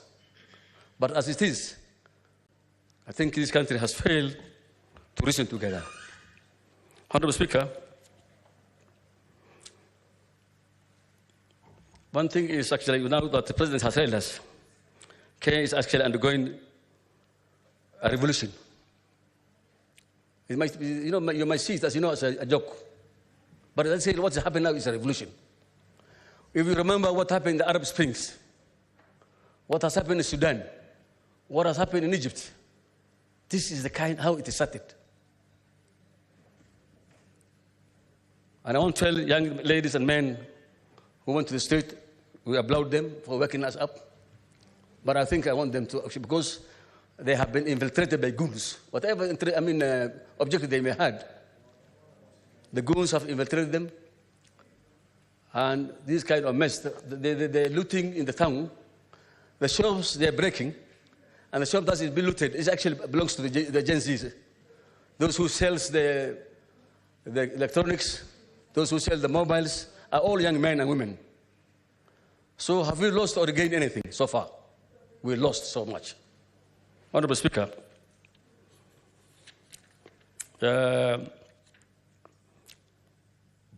one thing I want to say is this country needs healing. We need to talk about taxation policies because, the biggest thing we are doing, the president one day wakes up and announced tax increase. You announce the next day, tax levies, fuel levy increase. You announce the next day, roads being constructed, road levy, fuel levy. And anything that you tax, especially when it comes to fuel and all these things, you expect to affect everybody across the board. We might need to raise money, yes, we have no problem with it. But you must at least also weigh the alternative options. This country is a very rich country. We have not explored on agriculture. The country actually is underdeveloped. Kenya has now become a consumer. We only consume food that we import from our neighborhood. We have beautiful land, potential land that is idle. Men and women have grabbed big land because it's excess. They don't even know what to do with it. They are waiting for a day that they can sell it at higher prices. The money and the other Kenyans who could produce food don't have the land. So I think we need a land distribution again. We must go back to the drawing board. People who have excess land should give back land to people who can plant. The young men and women who are not employed, if they get the land, they're going to tilt it and produce food and employ themselves. For those who have excess land, please, we want this country, these people to go give back land. The land belongs to Kenyans. If we want to have, as a bank, for future harvest, or getting more money, then I think it's the right time that we do land redistribution. Honorable Speaker, one other thing is actually, as I said, we need to have creation of employment. Employment does not mean that people must be employed only in offices. Employment can become many ways. Self-employment. If you give these same young men and women some money to go and do business, you'll see all over Nairobi CBD, we have so many stalls that are run by these same groups. And they're doing very well. They travel all the way to China. They go to Dubai. They bring in commodities. But the problem is when they come to the airport, they cannot even make a break even for profits. They've been taxed. They've been harassed. So we need to improve and give kind of incentive to those who are working hard. We give incentives to those who want to bring their commodities here. These are all Kenyans, actually. They're not coming from outside. But when you want to tax a small goods that have been brought by the youth, that airport is actually becoming a place for harassing people. Investors are running away from us and going to our neighbors. So taxation does not make the country rich. So we want us to improve on the creation of employment. Actually, corruption is a cancer in this country, done with impunity. So one other thing is, Honorable Speaker, we don't know where to run to. In case now, even this parliament, when we call the corrupt people here, the governors and everybody who have been said that they have stolen money, they listen to the committee. The Auditor General brings his report. The COB brings the report. From there, it ends there. No follow-ups, no prosecution, no nothing. And the impunity continues. So I think we need to do better in this country. Honorable Speaker, what I want to tell my colleagues is, as leaders, we need to be a bit serious. We must be responsible to us, and must be answerable to the public that elected us. This country needs heavy investment.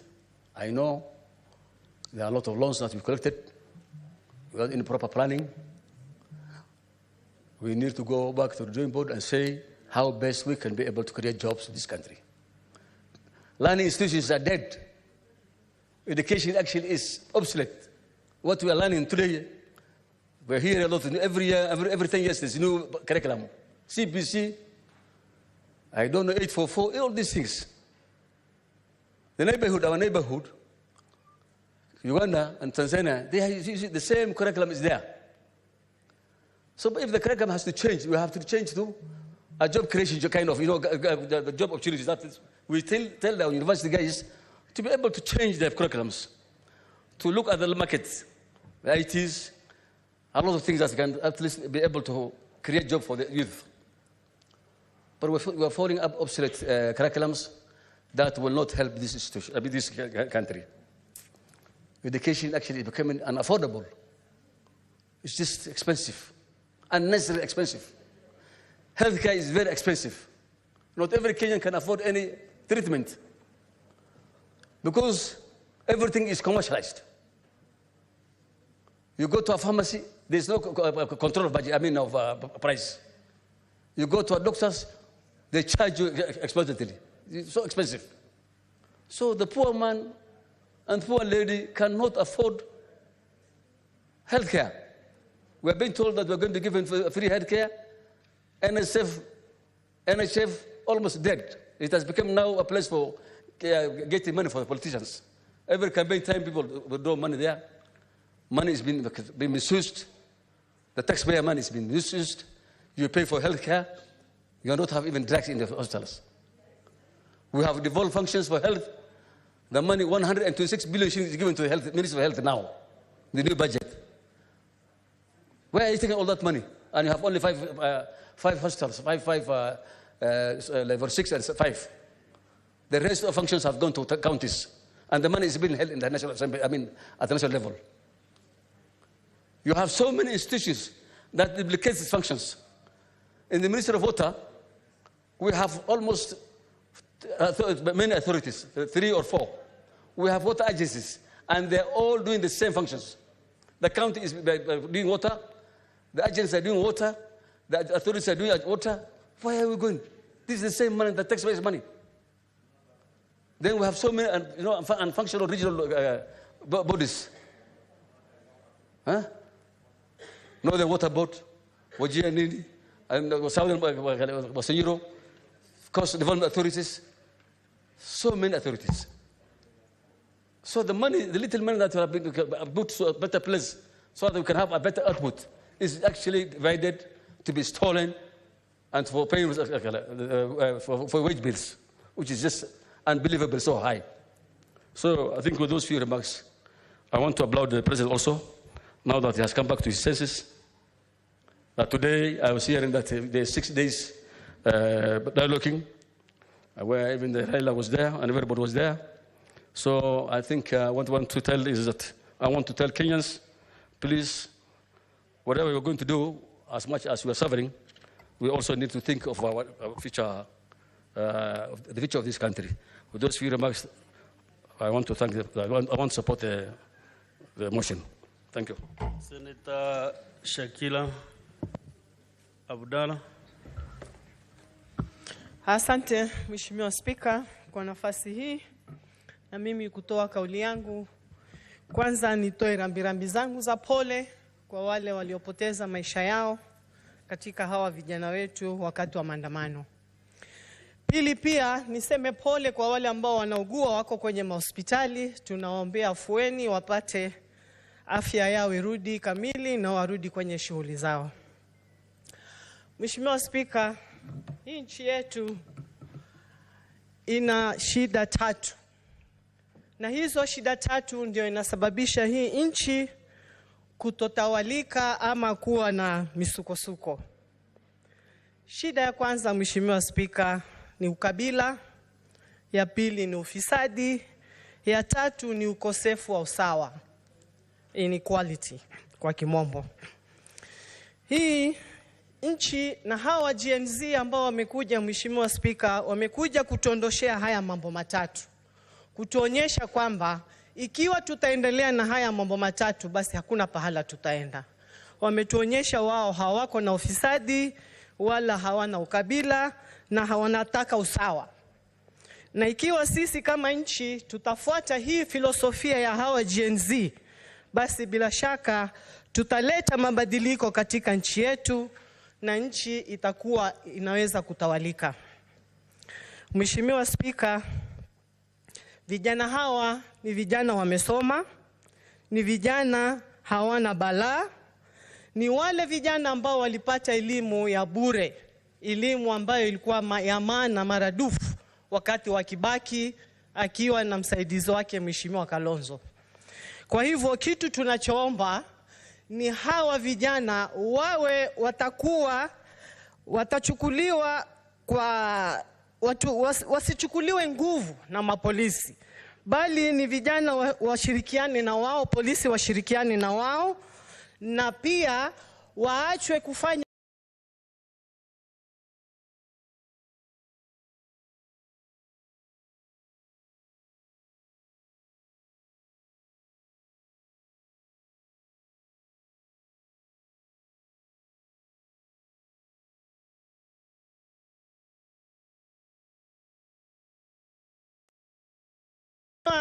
Spika, hawa vijana wametoka si kwa sababu ya finance bill, ni kwa sababu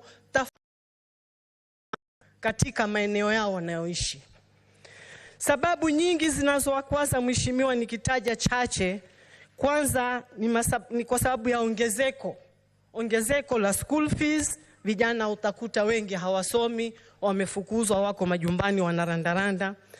Utakuta ongezeko la mambo ya university, pia umeme umeongezeka, mambo ya housing levy, ushuru umeongezeka maradufu. Utakuta hawa vijana mara nyingi hawana njia ya kujihami kwa vovote. Na vile vile pia ukiangalia vijana kama hawa, utapata ya kwamba wanaangalia, ukisema ukosefu wa usawa, ni kwamba nitatoa mfano wa makazi. Utaenda ofisi ukute kazi kuanzia juu mpaka chini ni kabila moja ama mbili. Na Kenya tuko na makabila zaidi ya 40. Utakuta mheshimiwa, nitakupa mfano bwana Spika, kule Lamu Port. Ile Lamu Port kuna vijana wetu 100 walichukuliwa miaka 4 iliyopita wakiwa ni kama macashons. Na mpaka leo vijana hao ni vibarua, hawajawahi kuandikwa permanent. Na ni kwa sababu utakuta watu wanakuja nyuma, wako pale KPA wanachukuliwa, ati hii ni kwaya ya watu 100 wanakuja wanachukuliwa, wanaandikwa permanent and pensionable. Wale vijana wako pale miaka 4 bado wako vibarua.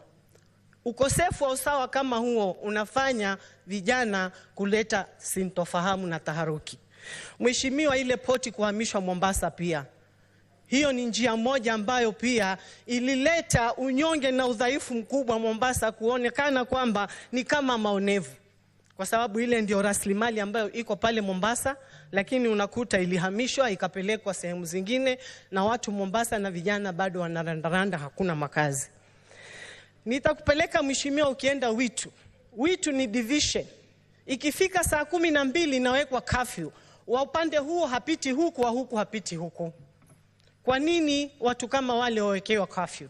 Kwa sababu wanalindwa watu wengine fulani pale. Kwa hivyo mambo kama hayo ya ukosefu wa usawa ndio yanaleta hii shida ya hawa Gen Z. Wamekuja kuamka na wameona kwamba hii nchi ni lazima kuwe na usawa kwa sababu sote ni wa Kenya.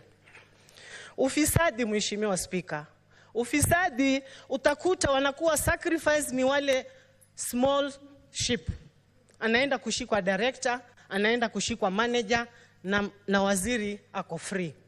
Director na manager wanachukua order kutoka kwa wakubwa wao, na wanaambiwa isipoenda hivyo basi wao ndio wataumia.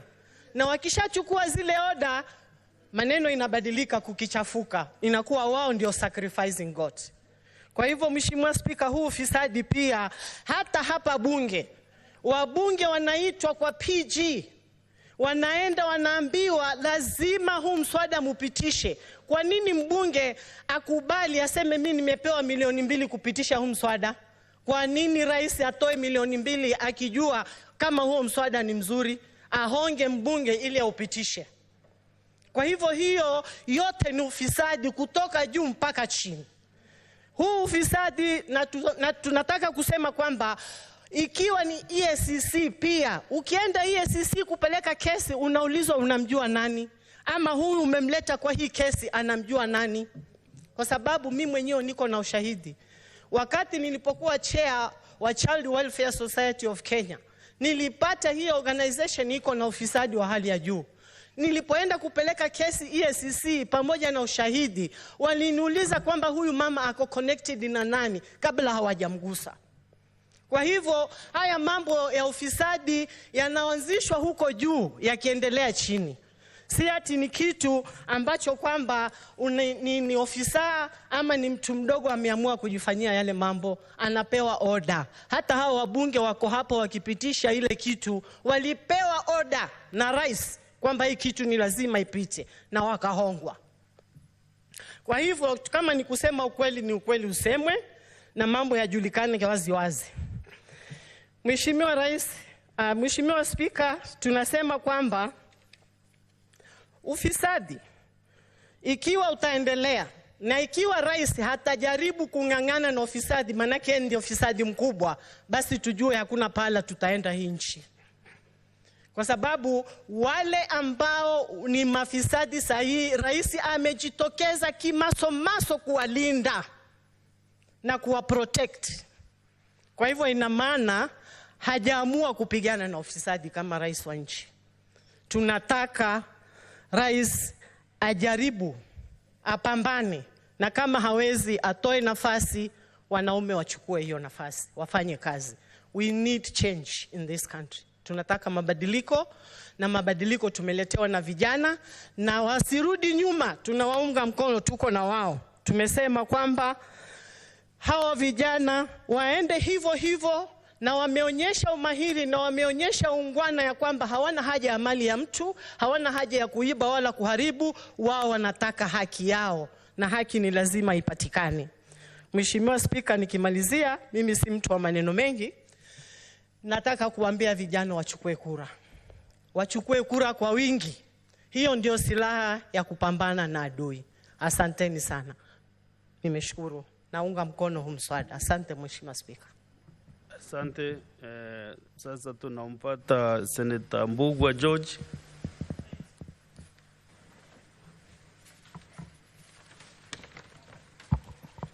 Thank you, Honorable Speaker, for this opportunity to contribute to this very important motion. Mr. Speaker, allow me to appreciate your office and the majority and the minority leaders for giving us this opportunity so that we can speak on the status of our country. Allow me also, Mr. Speaker, to send my condolences to the people, both the Gen Zs and the police and the general public who perished during this time of these skirmishes. Mr. Speaker, the events surrounding the debate, the passing and the withdrawal of the finance bill were unprecedented. We've never had this issue, we've never seen our young people coming out in the numbers they came out. And Mr. Speaker, it marked a turning point in the governance of this country. Honorable Speaker, I would want to take this opportunity to thank the young people because they have woken up, they have made the leadership of this country to wake up and to decide to change the course this country was heading to. Honorable Speaker, the finance bill was just a trigger of the many things which have not gone well in this country. And the young people came out clearly telling us that they are not doing these things for themselves only. They were doing for their parents, their brothers and sisters, and those people probably who don't have the energy as they do to come out and speak the way they did. I thank them for that. Mr. Speaker, this country for many years has had to deal with the problem of inequalities. The gap between the poor and the rich have been widening to the extent that we've agreed that there are those people who are called wananchi and wanyanchi. And what the young people are telling us is that these things must change. Honorable Speaker, the Gen Z have said in very clear language that they don't want so many stories. They want action. And Honorable Speaker, I will attempt to bring 3 action points which I think would help to alleviate the problems of the young people. Honorable Speaker, Article 54 and 55 of the Constitution addresses the issues of the young people of this country and also the issue of the people with disability in this country. And in the attempt to actualize these articles, Mr. Speaker, Parliament, in its own wisdom, enacted the Access to Government Procurement Act of 2015, whereby, as a law, it was decided that 30% of all government procurement will go to the marginalized groups, that is the youth, the women, and the persons with disability. But what has happened, Mr. Speaker, we all know, because we live in this country, that this law has never been actualized as it was intended. Honorable Speaker, just to give you an example, we operate a budget of about 3 trillion. And if we assume that 30% of that go to development, it means we have about 1 trillion which goes to the purchase of goods and services. And if this law was to be followed to the letter, about 300 billion would go to these marginalized groups. Honorable Speaker, our honorable colleague has talked about the Public Procurement Regulatory Authority. These are the people who are supposed to make sure that this act is adhered to. I think it is important as an action point, Mr. Speaker, that we call these people here and they tell us what is wrong, why have they not been able to actualize this so that the young people of this country, the people with disabilities, and the women benefit as the parliament of this country intended to. Also, as an action point, Mr. Speaker, because the young people have spoken and they have said they want to see action, I would urge the government and this House, because we just entered the new finance budget cycle, we must prioritize in the first quarter that the procurement which the government will engage in should go to the youth and the other marginalized groups. Honorable Speaker, when these young people were demonstrating and they were coming to Parliament, you could see the anger, the determination. And then I pondered and asked, what is this which have made these people very angry? And I thought, probably among this young generation, there are people among them who are educated by their parents, and their parents spent everything, probably even sold their land, because we've been told in this country since we were young that usome, utapata kazi mzuri, na utaishi maisha mazuri. And these young people went to school in the hope of getting jobs and helping their parents. But they were faced with helplessness. Mr. Speaker, Article 55 of our Constitution, as read together with the Persons with Disability Act of 2013, reserved 5% of employment in all government ministries and parastatus to persons with disability. And if I can read for you, Mr. Speaker, one article said that this was to be actualized progressively. 10 years down the line, Mr. Speaker, according to the status report, which was just released the other day on the status report on disability, this act has not been properly implemented.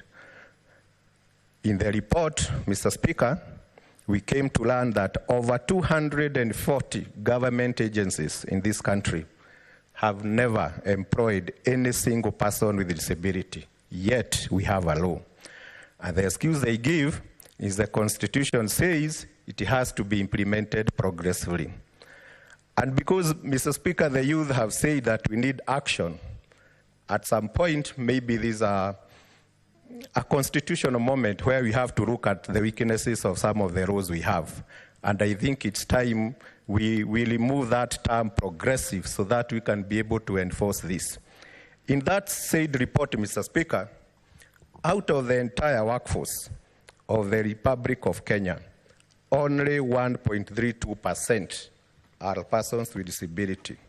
So when you see some of these young people with a lot of anger, you imagine that their children whose parents were disabled and they thought they would help them, but it could never come to be. Mr. Speaker, I was very happy the other day when I heard His Excellency the President saying it is time that we wind up some of the parastatus which are performing the same function.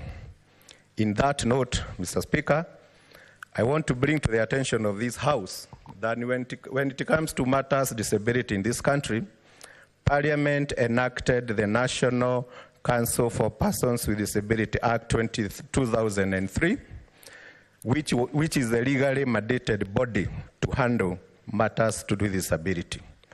Also in this country, Mr. Speaker, we have another fund called the National Fund for the Disabled of Kenya, which is registered as a the Trustees Perpetual Succession Act, Mr. Speaker. Mr. Speaker, this body received government's money over the last years, over the last 20 years, and it has never been subjected to any parliamentary oversight. This institution, in spite of receiving hundreds of millions of shillings from the Exchequer, it has never been audited by the Auditor General. Mr. Speaker, when I raised a question on the floor of this House so that we can engage this body, it took a whole year before the trustees could agree to appear before the committee. And when they came, Mr. Speaker, and we asked them what they do, they act as an investment company, and all the money they have been receiving, they have bought buildings, and whatever goes to help the persons with disabilities is a mere 30%. Mr. Speaker, I want to bring to the attention of this House that among the other things which shocked us when the trustees of this fund appeared to us, they have put a whole Kenya shillings 780 million in a fixed account. This is taxpayers' money, which was meant to help the persons with disability. As an action point, Mr. Speaker, I would be calling on this House that we call these two institutions here and they address how they have been spending the money given to them. Mr. Speaker, I would be imploring on this House, Mr. Speaker, that we must insist that this money, which is taxpayers' money, put in fixed deposits, be immediately made available and distributed to the various disabled groups in this country. Honorable Speaker, Mahatma Gandhi once said that the true measure of any society can be found on how it treats its most vulnerable members. And these are the children, the elderly, and the persons with disability, Mr. Speaker. As the National Assembly attempts to amend the finance bill, Mr. Speaker, we would be requesting that they don't touch the cash transfers which helps these vulnerable people in our society. On the issue of public debt, Honorable Speaker, the executive, through the President, has attempted to audit what Kenya owes to other countries. And Mr. Speaker, that issue put parliaments in a very awkward position. Because to an average Kenyan, what they know is before any debt is taken, Parliament is involved. Parliament should know which institution, which country is lending us money, how much they are lending us, at what interest, what is the repayment period. So when we reach a situation where, Mr. Speaker, it's like we don't know how much we owe, then the Kenyans are asking, what is the role of Parliament? This House, through the Parliamentary Service Commission, Mr. Speaker, have employed the best minds in the Republic. At a click of a button, Mr. Speaker, you would have expected that Parliament can come out and say, according to us, as the representatives of the people, this is the amount of money that the government of Kenya owes, and these are the people who have lent us money. But it should never be that we are where we are, that we don't know how much we owe. This one, Mr. Speaker, put the institution of Parliament into a very awkward position. Mr. Speaker, I also want to address the issue of deprecation of duties. When we devolved through our Constitution 2010, Mr. Speaker, and we created the counties, very, very many functions are duplicated. When you go to our counties, Mr. Speaker, you find an agriculture officer paid by the national government, another one by the county government. You'll find a children officer paid by the county government, another one by the national government. I think it is time, Mr. Speaker, that Senate take the lead and audit the 2020 Constitution and ask ourselves, is it really sustainable? What are the weaknesses that we've had over the last 12 years? Because honestly, Mr. Speaker, things are not working. The young people spoke very clearly. And as I repeat, and they said they want action. It is now upon us, the leaders of today, that we must sit down, and I'm happy that is what we are doing.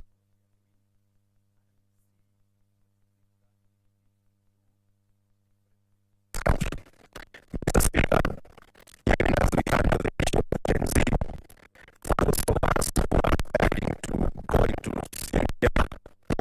senior positions, we must be prepared that yes, the Gen Zs are there, but after them, the generation Alpha are coming. These are even more. It is a high time that we realize that in our public engagements, we must bring everything on the table. There is nothing to hide, because this country, Mr. Speaker, belongs to all of us and more so to our children. With those few remarks, Mr. Speaker, I want to support this motion, and then thank you for this opportunity. Thank you. Senator Manzo Daniel. Thank you, Mr. Speaker, for giving me an opportunity to contribute on this very important motion. Mr. Speaker, I want to thank the two leaders of the House for coming up with this motion and for summarizing it very well. Mr. Speaker, what happened on 25th of last month is unprecedented in this country. Young people go to demonstrate peacefully, Mr. Speaker, but the moment there are peaceful demonstrations and the police think that they should be dispersed, then under the Public Order Act and this regulation they are under, which are actually 20 years old, the last ones were done by former Attorney General Amos Wako, other consequent ministers did not.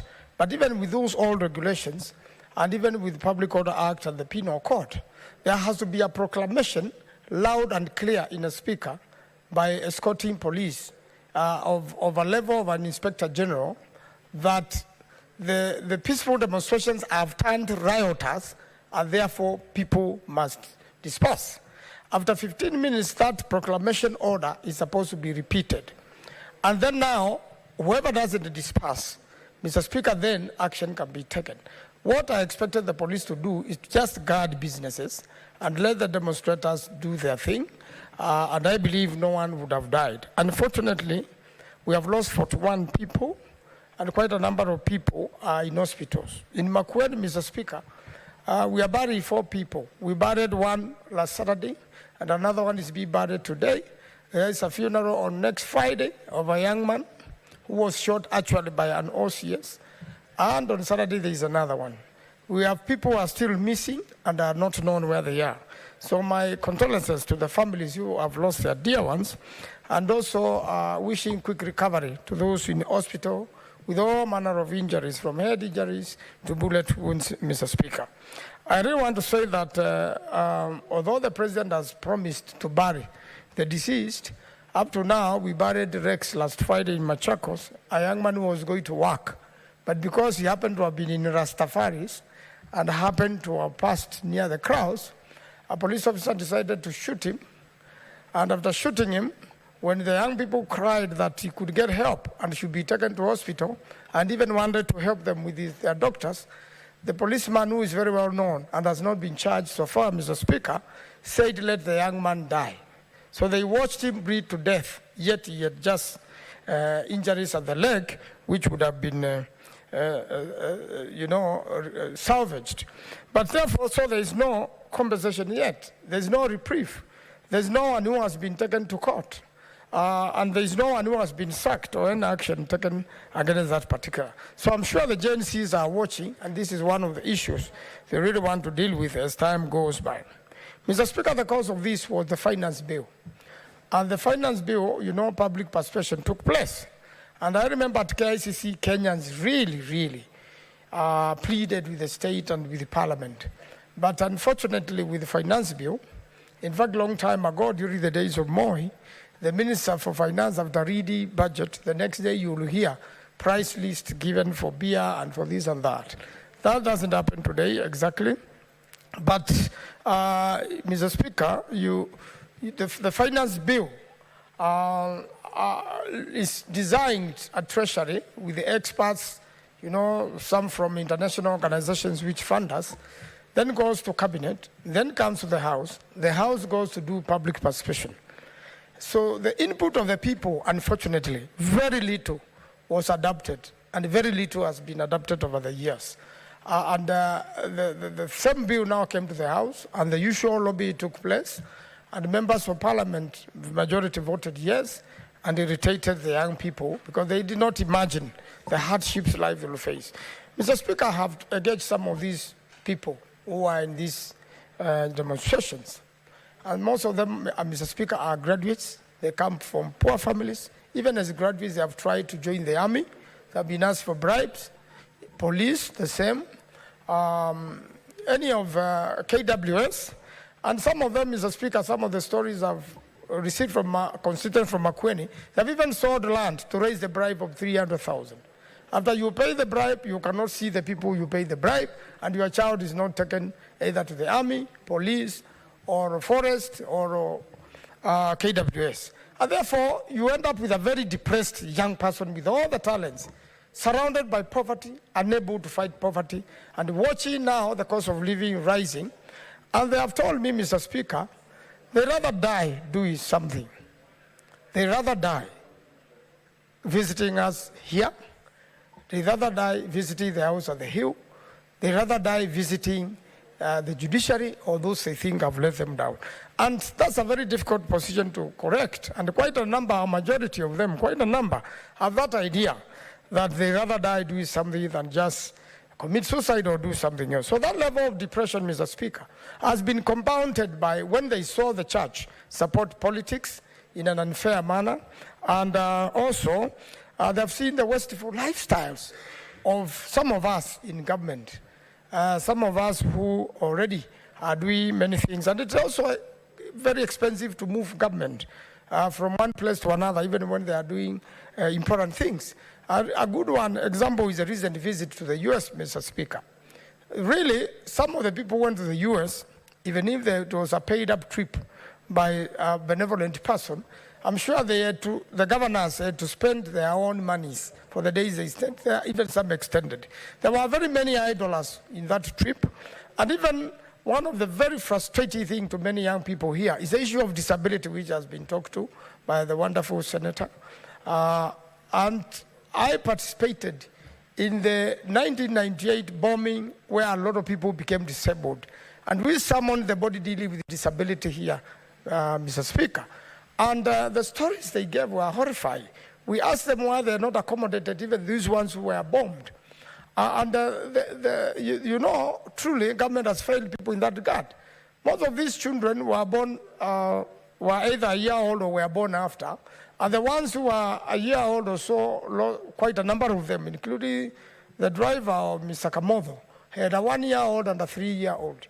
That 1-year-old of 1997, who is now a Gen Z, never saw the father ever be compensated, who woke up to go to work, but never came back, having been bombed and having died in the bomb. A lot of the people were just transiting. Every single county in this country was affected. And all these people have gone to court, people have been in hospital, they have been frustrated over the years. Yet, when this trip was done for the US, the people we sent from the committee, or the people we sent from this house and any other government person we engaged, in fact, we engaged the minister in charge of foreign affairs. The embassy in Washington was very frustrating on this particular matter when we went to Washington. And many other government departments have been. So what do you expect people who have relatives they have been taken care of and have seen poverty and suffering all the years and nobody listens? What do you expect them to do? So it goes on, and then all they can see is lifestyles which are extravagant on leaders, instead of every leader cutting costs and getting to help the people. when you come to this particular finance bill, although the Speaker for National Assembly has promised that it is going to be dealt with later, and although something very unusual has happened, the President, after lobbying for the passing of the bill, decided not to sign it, but sent it back to be deleted clause by clause. He really threw the members of National Assembly under the bus. It is like somebody who has vomited, be told to take back their vomit. We remained here as the Senate. They ran away. They don't want to come back, for there are no proper facilities to deal with the whole two houses right now. But today then, if you are to follow the, an act of parliament, and under Article 115, which has not yet been interpreted by the courts, and there was contestation from Honorable Otiende, who wanted it repealed instead of be deleted. Mr. Speaker, then that law, 14 days have lapsed, could become law today. What is happening is that by the fear of Gen Zs, no one can announce it has become law, no one can implement it. But I hope when Parliament comes to delete it, then at some point, the National Assembly must still come up with another finance bill. But the real legal act is to repeal, is not to do any other thing. Mr. Speaker, so that others could also contribute, there is still high cost of living. The finance bill which was proposed did not help either. I have seen the Minister for Roads insisting on increasing fuel levies and trying to do public participation, which is cosmetic. This will still increase the cost of living.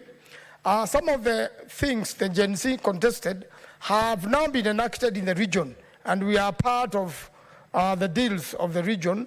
We have conventions in East Africa, and therefore some of these costs will still come up to us.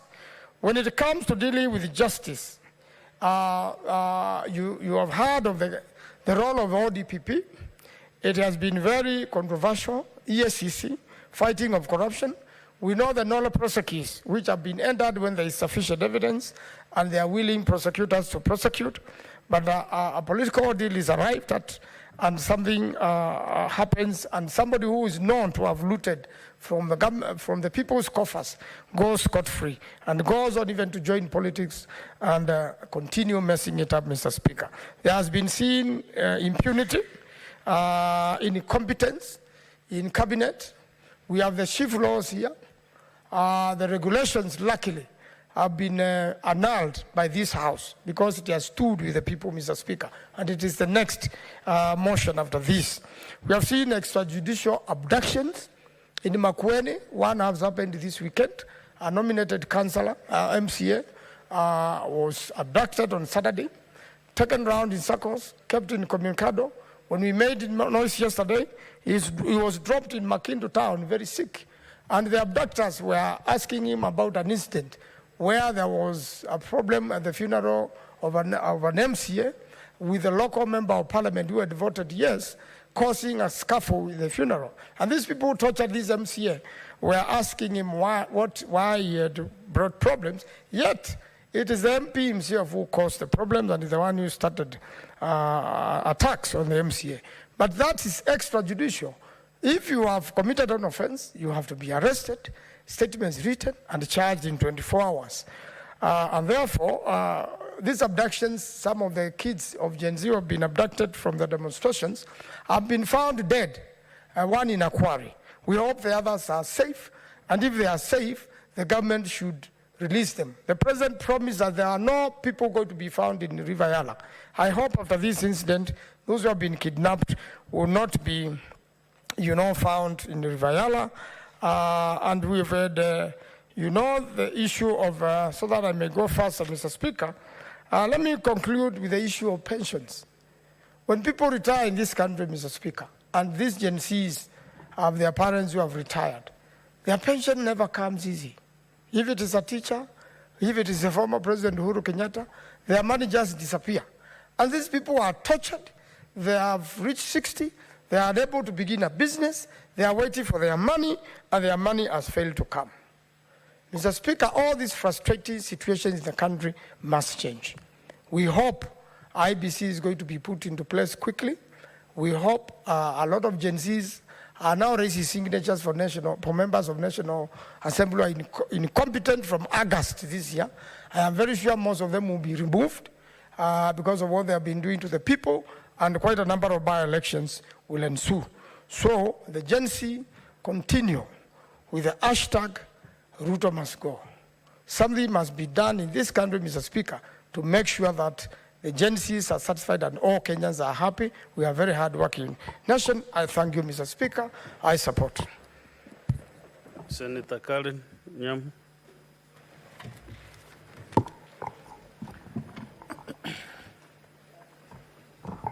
Thank you, Mr. Speaker. I want to start by giving my respects to the young souls who lost their lives during the recent protests that we witnessed as a country. And as a mother, it hurts to my stomach to lose our children in that manner. I want to send my condolences to the families of the ones who lost their loved ones. And I want to say it is not in vain. As a Senate, we are here reflecting and debating on the actions due to the contribution of your children.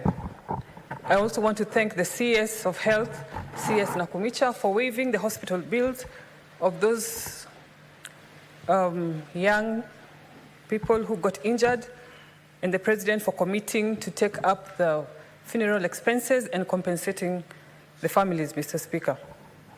It is also very concerning the silence of the IG of Police, Mr. Koome. We are yet to get a comment from him on the happenings of this country in those 2 weeks that we witnessed unprecedented actions by our young people. Mr. Speaker, the country is experiencing a youth bulge. 75% of our population is people below the age of 35 years, Mr. Speaker, and that is not necessarily a bad thing, because it means that we have a large workforce that, if put into use, can give us great dividends of the economy, Mr. Speaker. And when the President, His Excellency William Samoei Ruto, took out of office, when he assumed office as the President of Kenya, we have seen deliberate efforts that are aimed at utilizing that youth bulge, Mr. Speaker. The affordable housing project currently is employing between 140,000 youth to 200,000, Mr. Speaker. And you can see that he had thought about this large number of youth. Another program, Mr. Speaker, of the Finya computer utoe dollar that has been made fun of in this country. It is a program that, if utilized well by our young people and if taken up, can end up turning them into taxpayers, and they can make use of their skills. Because, Mr. Speaker, every year we are churning out between 600,000 and 700,000 young people from our universities, from our TVETs, from our high schools. They come and join the job market, and they don't find employment that is commensurate to their training and aspirations, Mr. Speaker. But another thing that the President has been doing, it is the export of labor. And I've also heard people criticizing this program, saying that we want to make it at home. We can make it at home, and we don't have to export labor to other countries, Mr. Speaker. I want to say that there are families in this country who are poverty-ridden, and all they survive on is sending a member of their family outside the country, Mr. Speaker. One of the leading countries, the Philippines, one of their biggest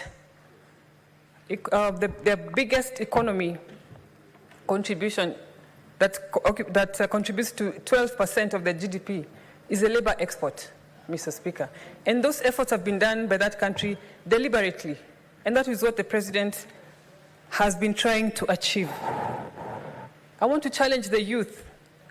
Now that we have affordable fertilizer, we have vast land, available land, agricultural land in the country. I want to challenge them to get involved in agribusiness. That there is huge potential in agribusiness, and you can become self-employed, and you can be part of the nation building in that way. Here in Nairobi, our young people are usually used during the political process. We rely on them heavily for campaigns. They are a tool for creating hype for us candidates. But when you get into office, for example, your hands are tied because you want to help them, but the available opportunities are not that many. Mr. Speaker, if I open for you my DM, my Instagram direct message now, the amount of messages, people requesting me or begging me to assist them get employment, Mr. Speaker. And I have observed this over time, and I have been wondering, I've been asking myself, how long can we sustain this kind of desperation among the youth? Mr. Speaker, we have an advantage of having a youth, a large youth that has energy, that has a lot of potential, it is largely educated, and it is time as a country we come up with ways for utilizing these young people, because when they are not gainfully employed, when they are not channeling their energy the right way, it is how we end up getting instability and even being exposed to political triggers that we saw last week, the last 2 weeks. Because, Mr. Speaker, even if the youth came to the streets, they were coming to the streets because of a lot of other reasons. Lack of employment for them and their mothers, and a myriad of reasons that took them to the streets. Because, truth be told, the finance bill had very little to do with it. And the misinformation that was also in the streets, in the youth that took to the streets, was noticeable, Mr. Speaker. Because I saw ladies carrying placards protesting the increase of taxes on sanitary products and or diapers, Mr. Speaker, which is not the truth. Who in their right senses can dare tax sanitary towels and diapers in Kenya, Mr. Speaker? The thing that the government wanted to achieve by introducing an eco-levy on imported sanitary towels and diapers from China, the substandard ones, the bad quality ones, is to have us be self-sufficient in that field, because, truth be told, there is a huge demand for pads and a huge demand for diapers. So if we start and if we grow that industry, it will create jobs for our people, and it is these young people who took the streets are the ones who are going to benefit. Instead of that labor going to the Chinese youth, it will end up being the Kenyan labor that we are utilizing, Mr. Speaker. Mr. Speaker, I am on record before this House as tasking the Finance Committee to give me, or to give this House an audit on how many of our young people have benefited from the AGPO program. And I wanted to know, in our parastatals, in our county governments, how many youth people are getting tenders that rightfully belong to them, Mr. Speaker. And we have to interrogate these opportunities that are already available, that the youth are not going to our young people and wrongfully going to the wrong hands, and we end up having the situation like the one we had. And on the finance bill, Mr. Speaker, I am one of those people who can swear by the President of this country, His Excellency, Dr. William Ruto. I believe that the intentions of the President were in the right place with that bill. I want to disagree with Senator Shakila, who claimed here that the President is a perpetrator of corruption. And it's only that this debate is uninterrupted, and that's why we did not raise a point of order. But nothing can be further from the truth, Mr. Speaker. Mr. Speaker, the President's intentions are in the right place. In that same finance bill, tea packaging had been exempted from the 16% rate that previously attracted. Eco-levy was placed on every finished product that comes to this country, together with raw materials, potatoes, eggs, onions, and all that, Mr. Speaker.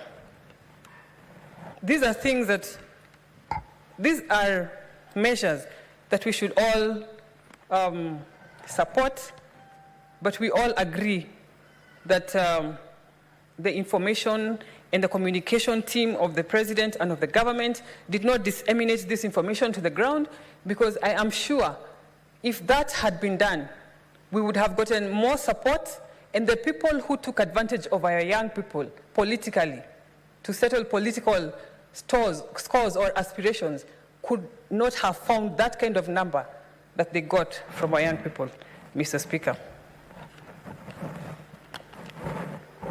And speaking of misinformation, I am one of those people who bore the brunt of the misinformation about the finance bill, even on social media, Mr. Speaker.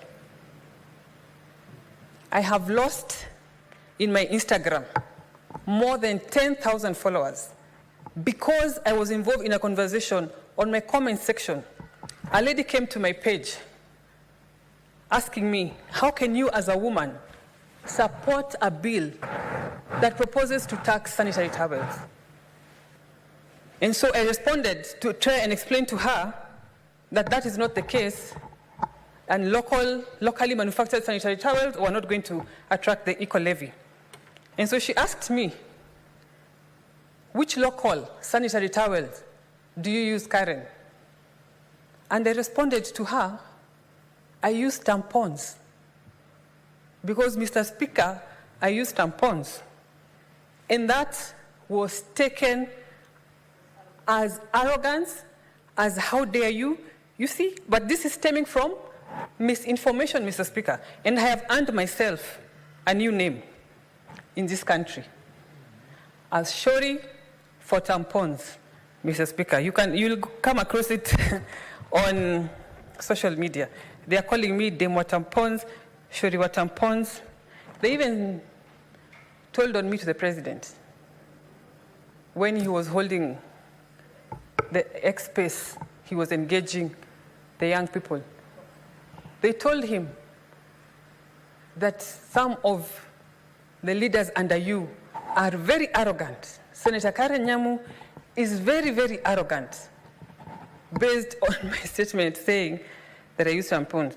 And Mr. Speaker, this is the first time, because of this finance bill supporting the government position, this is the first time in my life that I am being called arrogant, Mr. Speaker.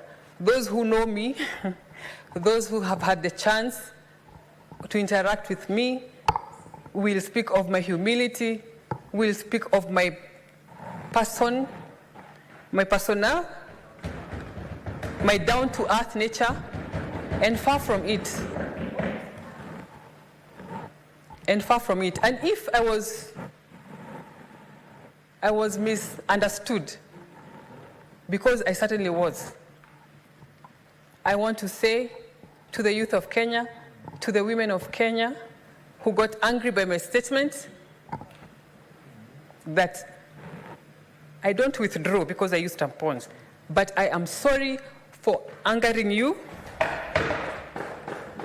and I am one of those fighters of the young generation. And I know they were very disappointed that I did not join in this what they were agitating for against the finance bill, but it is because I believe in the President, William Samoei Ruto. And it is up to me to convince you young people that our President has the best intentions for this country. It is not up to me to join you in your misinformation. It is up to me as an ambassador of this government to show you and to win you over and to tell you, be patient. The President is working. He has shown a lot of goodwill so far. He has appointed a task force to audit our public debt, which is one of the biggest reasons why we are here today, our public debt. The Finance Bill 2024 was tailored to remedy some of those things, especially the public debt, to balance that and development, Mr. Speaker. Another thing that my colleagues have also addressed is the issue of corruption. Mr. Speaker, the EACC is letting the country down big time. Because since its inception, we are yet to see heads rolling, Mr. Speaker. We are yet to see the corruption cases that they have prosecuted that have ended up having people serve jail term, or what our people would love to see, Mr. Speaker. It should not be business as usual.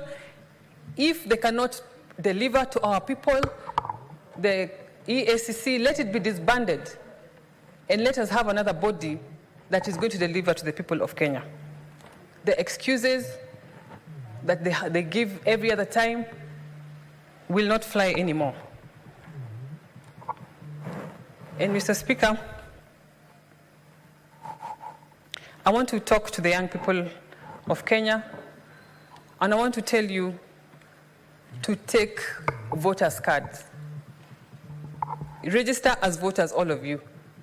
The voice that we had, your voice that we had, it will be more powerful if it is heard through the ballot box, Mr. Speaker.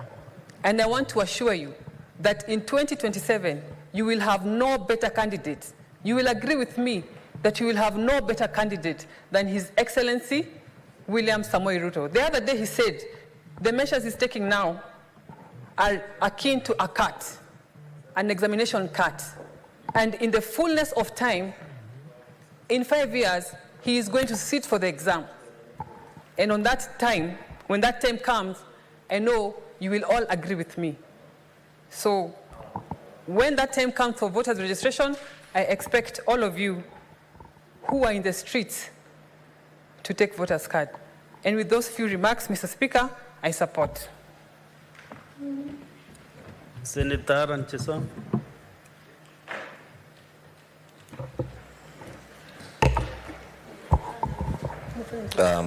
Thank you so much, Mr. Speaker, for also allowing me to make my contribution on the state of the nation.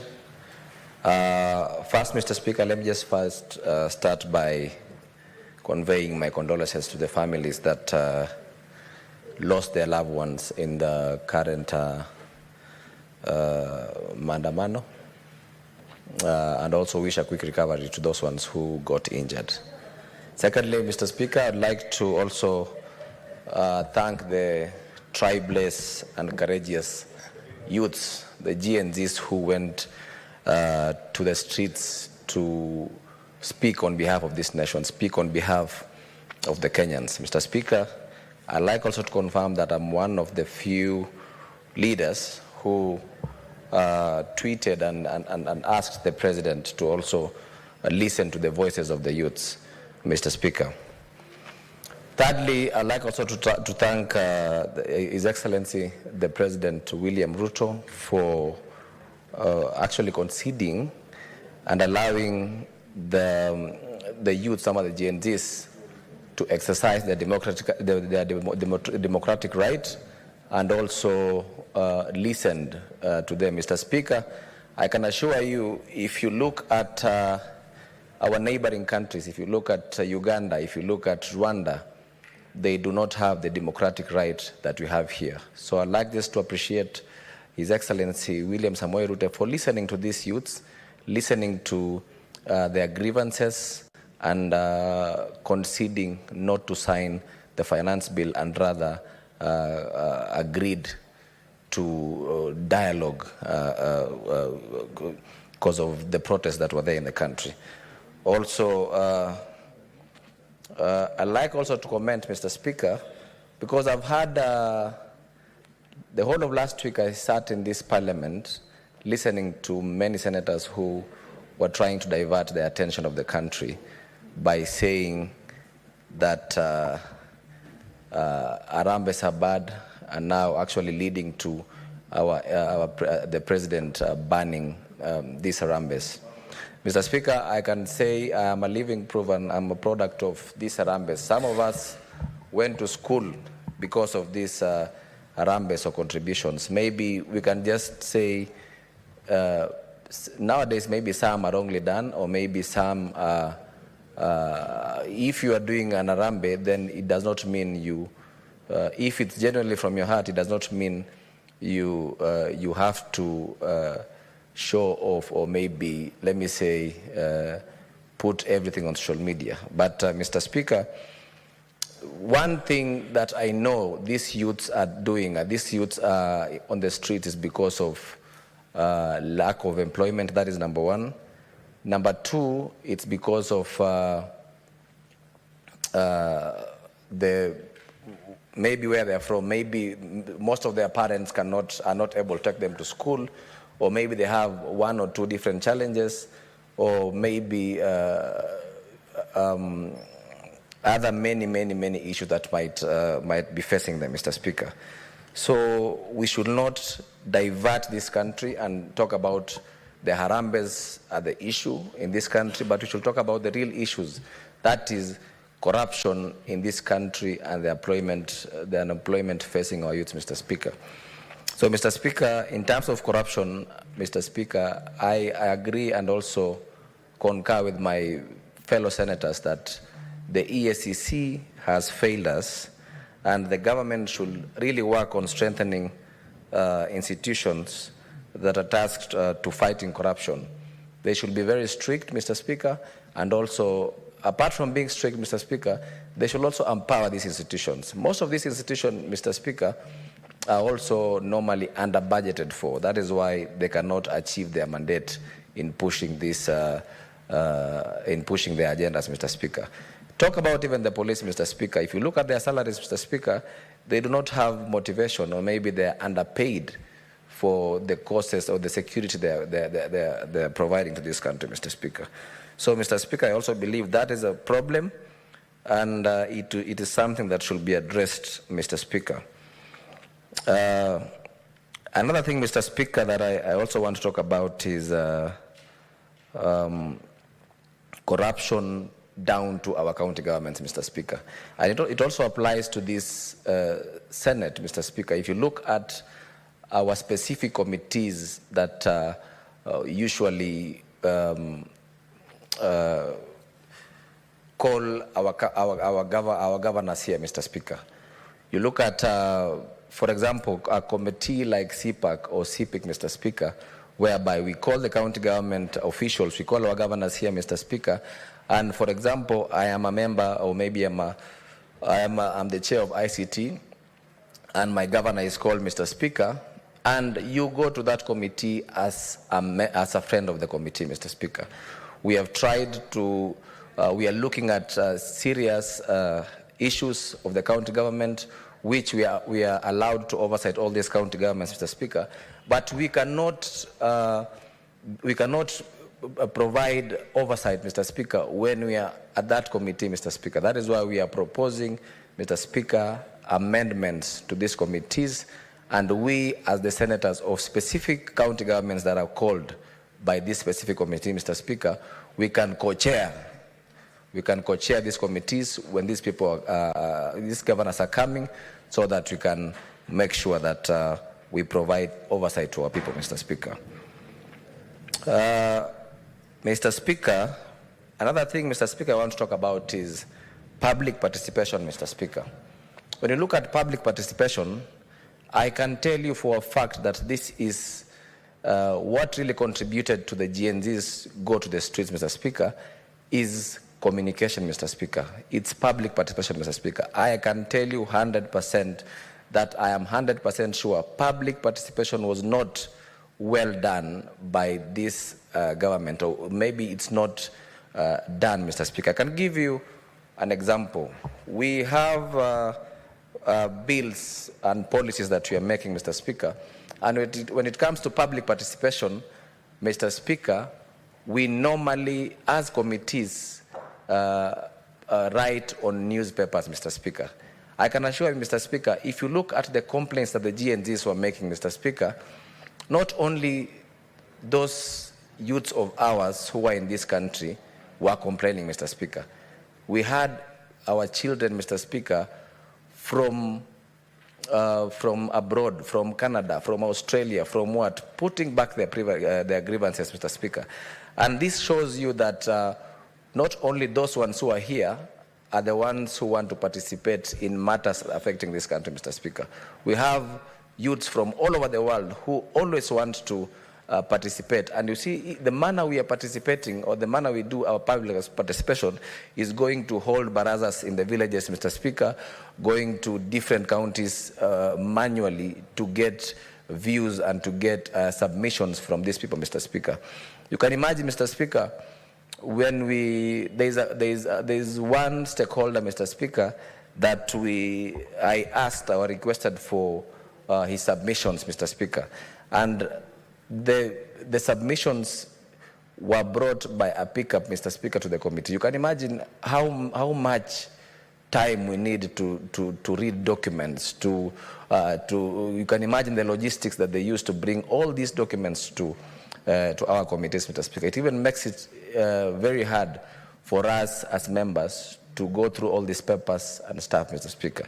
That is why, as the chairman of the ICT committee, Mr. Speaker, we are proposing for this government to create a tool, Mr. Speaker, to participate. We have a online public participation, Mr. Speaker. Even our proceedings here in this House, Mr. Speaker, we will add more value when we engage Kenyans, Mr. Speaker.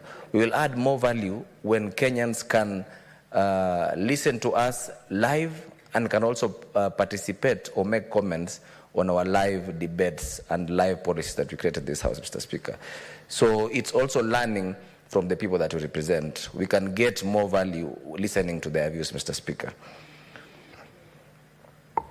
Mr. Speaker, another thing I can assure you, and it's a fact that I want to really sensitize on, Mr. Speaker, is, and I also propose that we amend and operationalize the National Youth Council Act, Mr. Speaker, 209, to align with the Constitution of 2010, Mr. Speaker, whereby, Mr. Speaker, for example, the ministers representing the youth, Mr. Speaker, or the CECs in our county governments, Mr. Speaker, representing our youths must be youths, Mr. Speaker.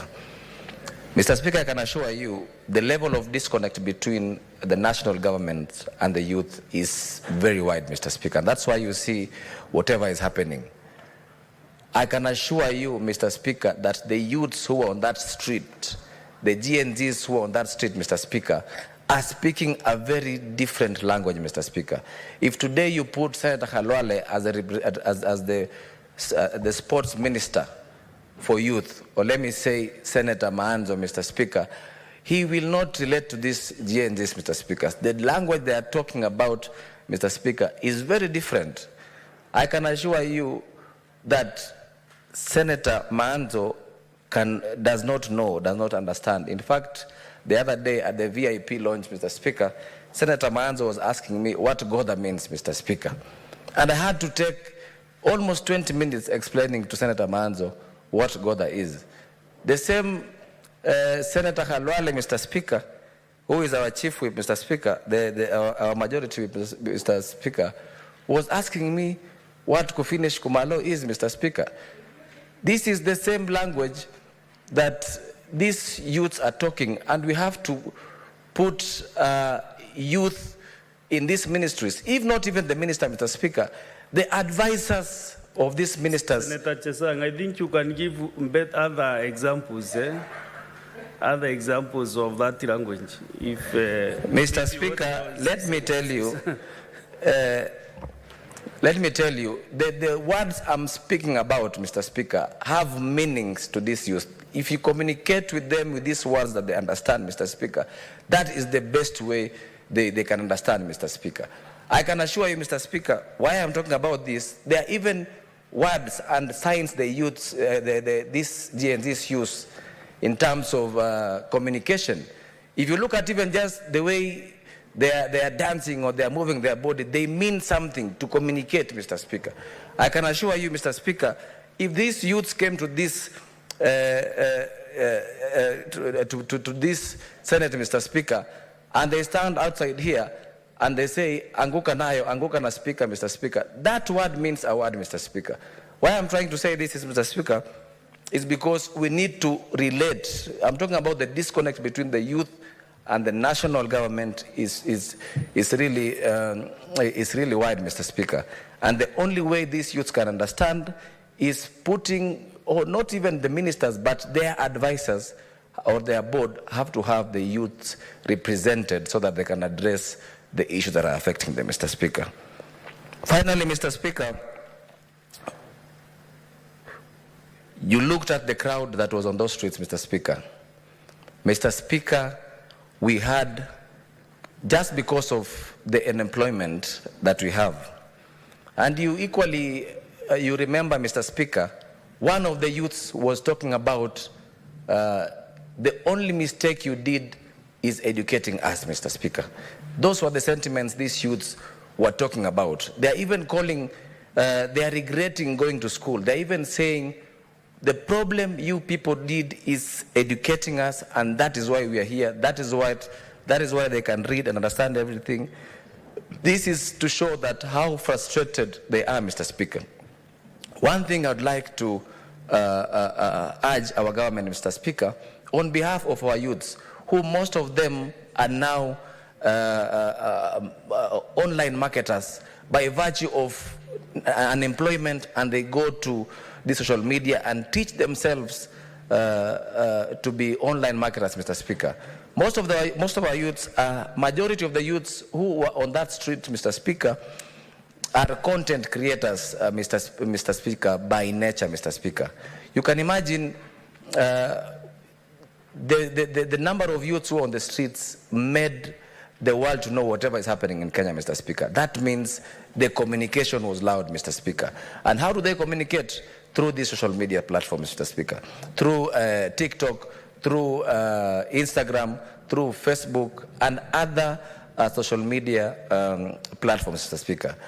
What I want to request the government is, Mr. Speaker, if you look at Tanzania clearly, Mr. Speaker, creating unemployment in this government, Mr. Speaker, let's not talk about only the many digital hubs that we are putting, which we appreciate the President in pursuing this and being the ICT chairman.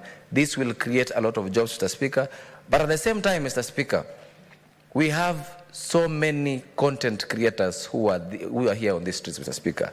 The government failed in terms of communication because we did not communicate these agendas properly, Mr. Speaker.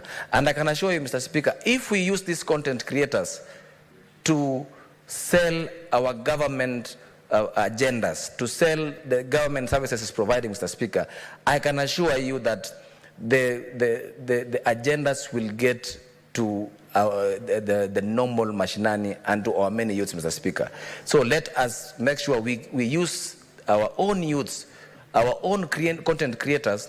Let us employ these many youths, many content creators, Mr. Speaker, to sell our agenda, and that is a form of employment, Mr. Speaker.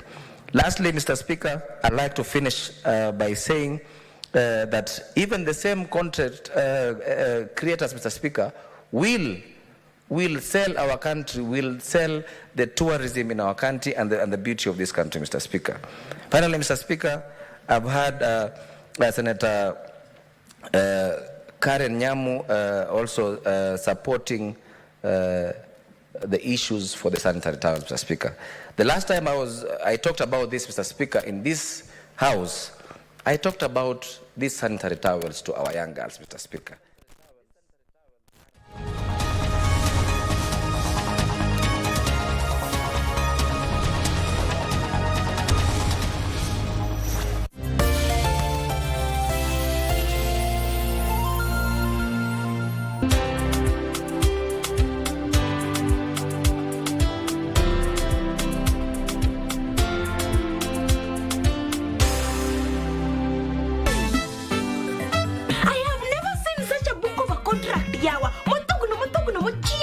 To make it worse, reading is not my strong suit. I just confirm the bay, alafu naweka kidole bahali yake. That's true. That's correct. I am your counselor, and my name is Sir Nicholas. Aye, kwani they didn't find anyone better? We don't utilize leftovers, you know. That was very important, teacher. There, sir. You can proceed. How about you settle down and we get this lesson kicking? Kicking? Malibomba, in the way we don't have time for your jokes. With all due respect, get out.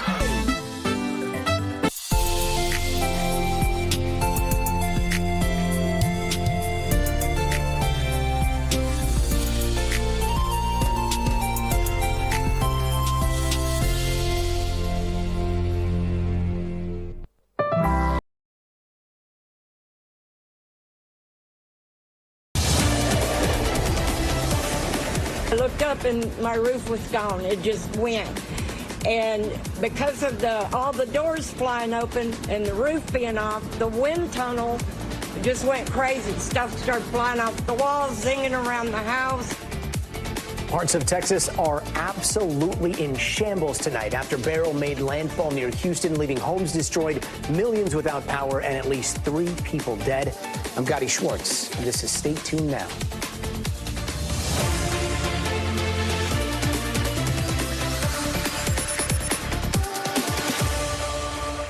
Right now, more than 2 million people are without power tonight in Texas after Beryl made landfall as a Category 1 hurricane this morning.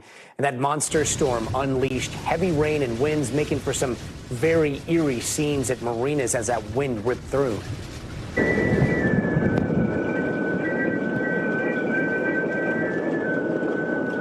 Houston was hit pretty hard with scenes like this. Backyards literally blending in with coastal waters. Another home was left looking unrecognizable after a reported tornado swept through. And even more homes are split in half from massive trees toppling over.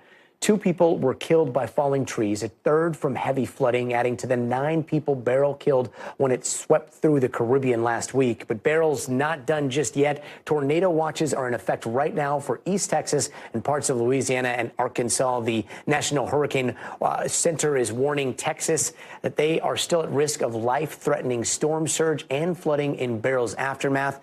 And if that was not enough, dangerous triple-digit temperatures continue to grip millions across the country, which in the West Coast is turning into catastrophic wildfire conditions, triggering evacuations in California, Utah, and Oregon.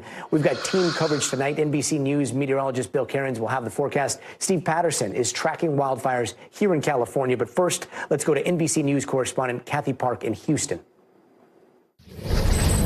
And Kathy, what's the damage that people are looking at right now? So, Gotti, we are still tracking a lot of damage across Texas, a lot of uprooted trees, debris scattered everywhere.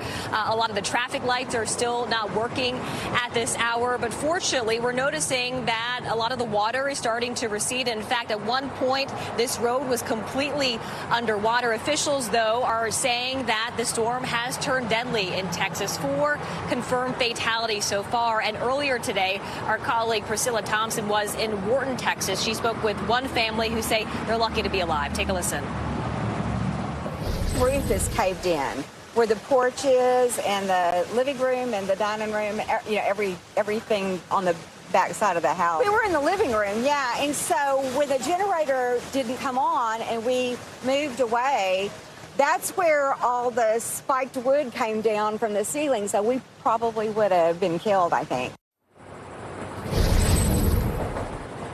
And Gotti, we should also note there were dozens of water rescues throughout the day today, especially during the height of the storm early this morning. In fact, we were over at I-10, not too far from here, which is a major thoroughfare here in Houston. And the floodwaters, the flooding got so bad it actually blocked traffic in both directions. We saw motorists trying to go over that water. Some of those drivers got stuck. A lot of them actually stopped and turned around. And actually, they were seen driving the wrong direction. So a lot of confusion, a lot of chaos, especially earlier today. And so many dramatic rescues there. I know millions are still without power right now, right? Some people lost their homes, as you mentioned. What does recovery look like over the next few days? So, Gotti,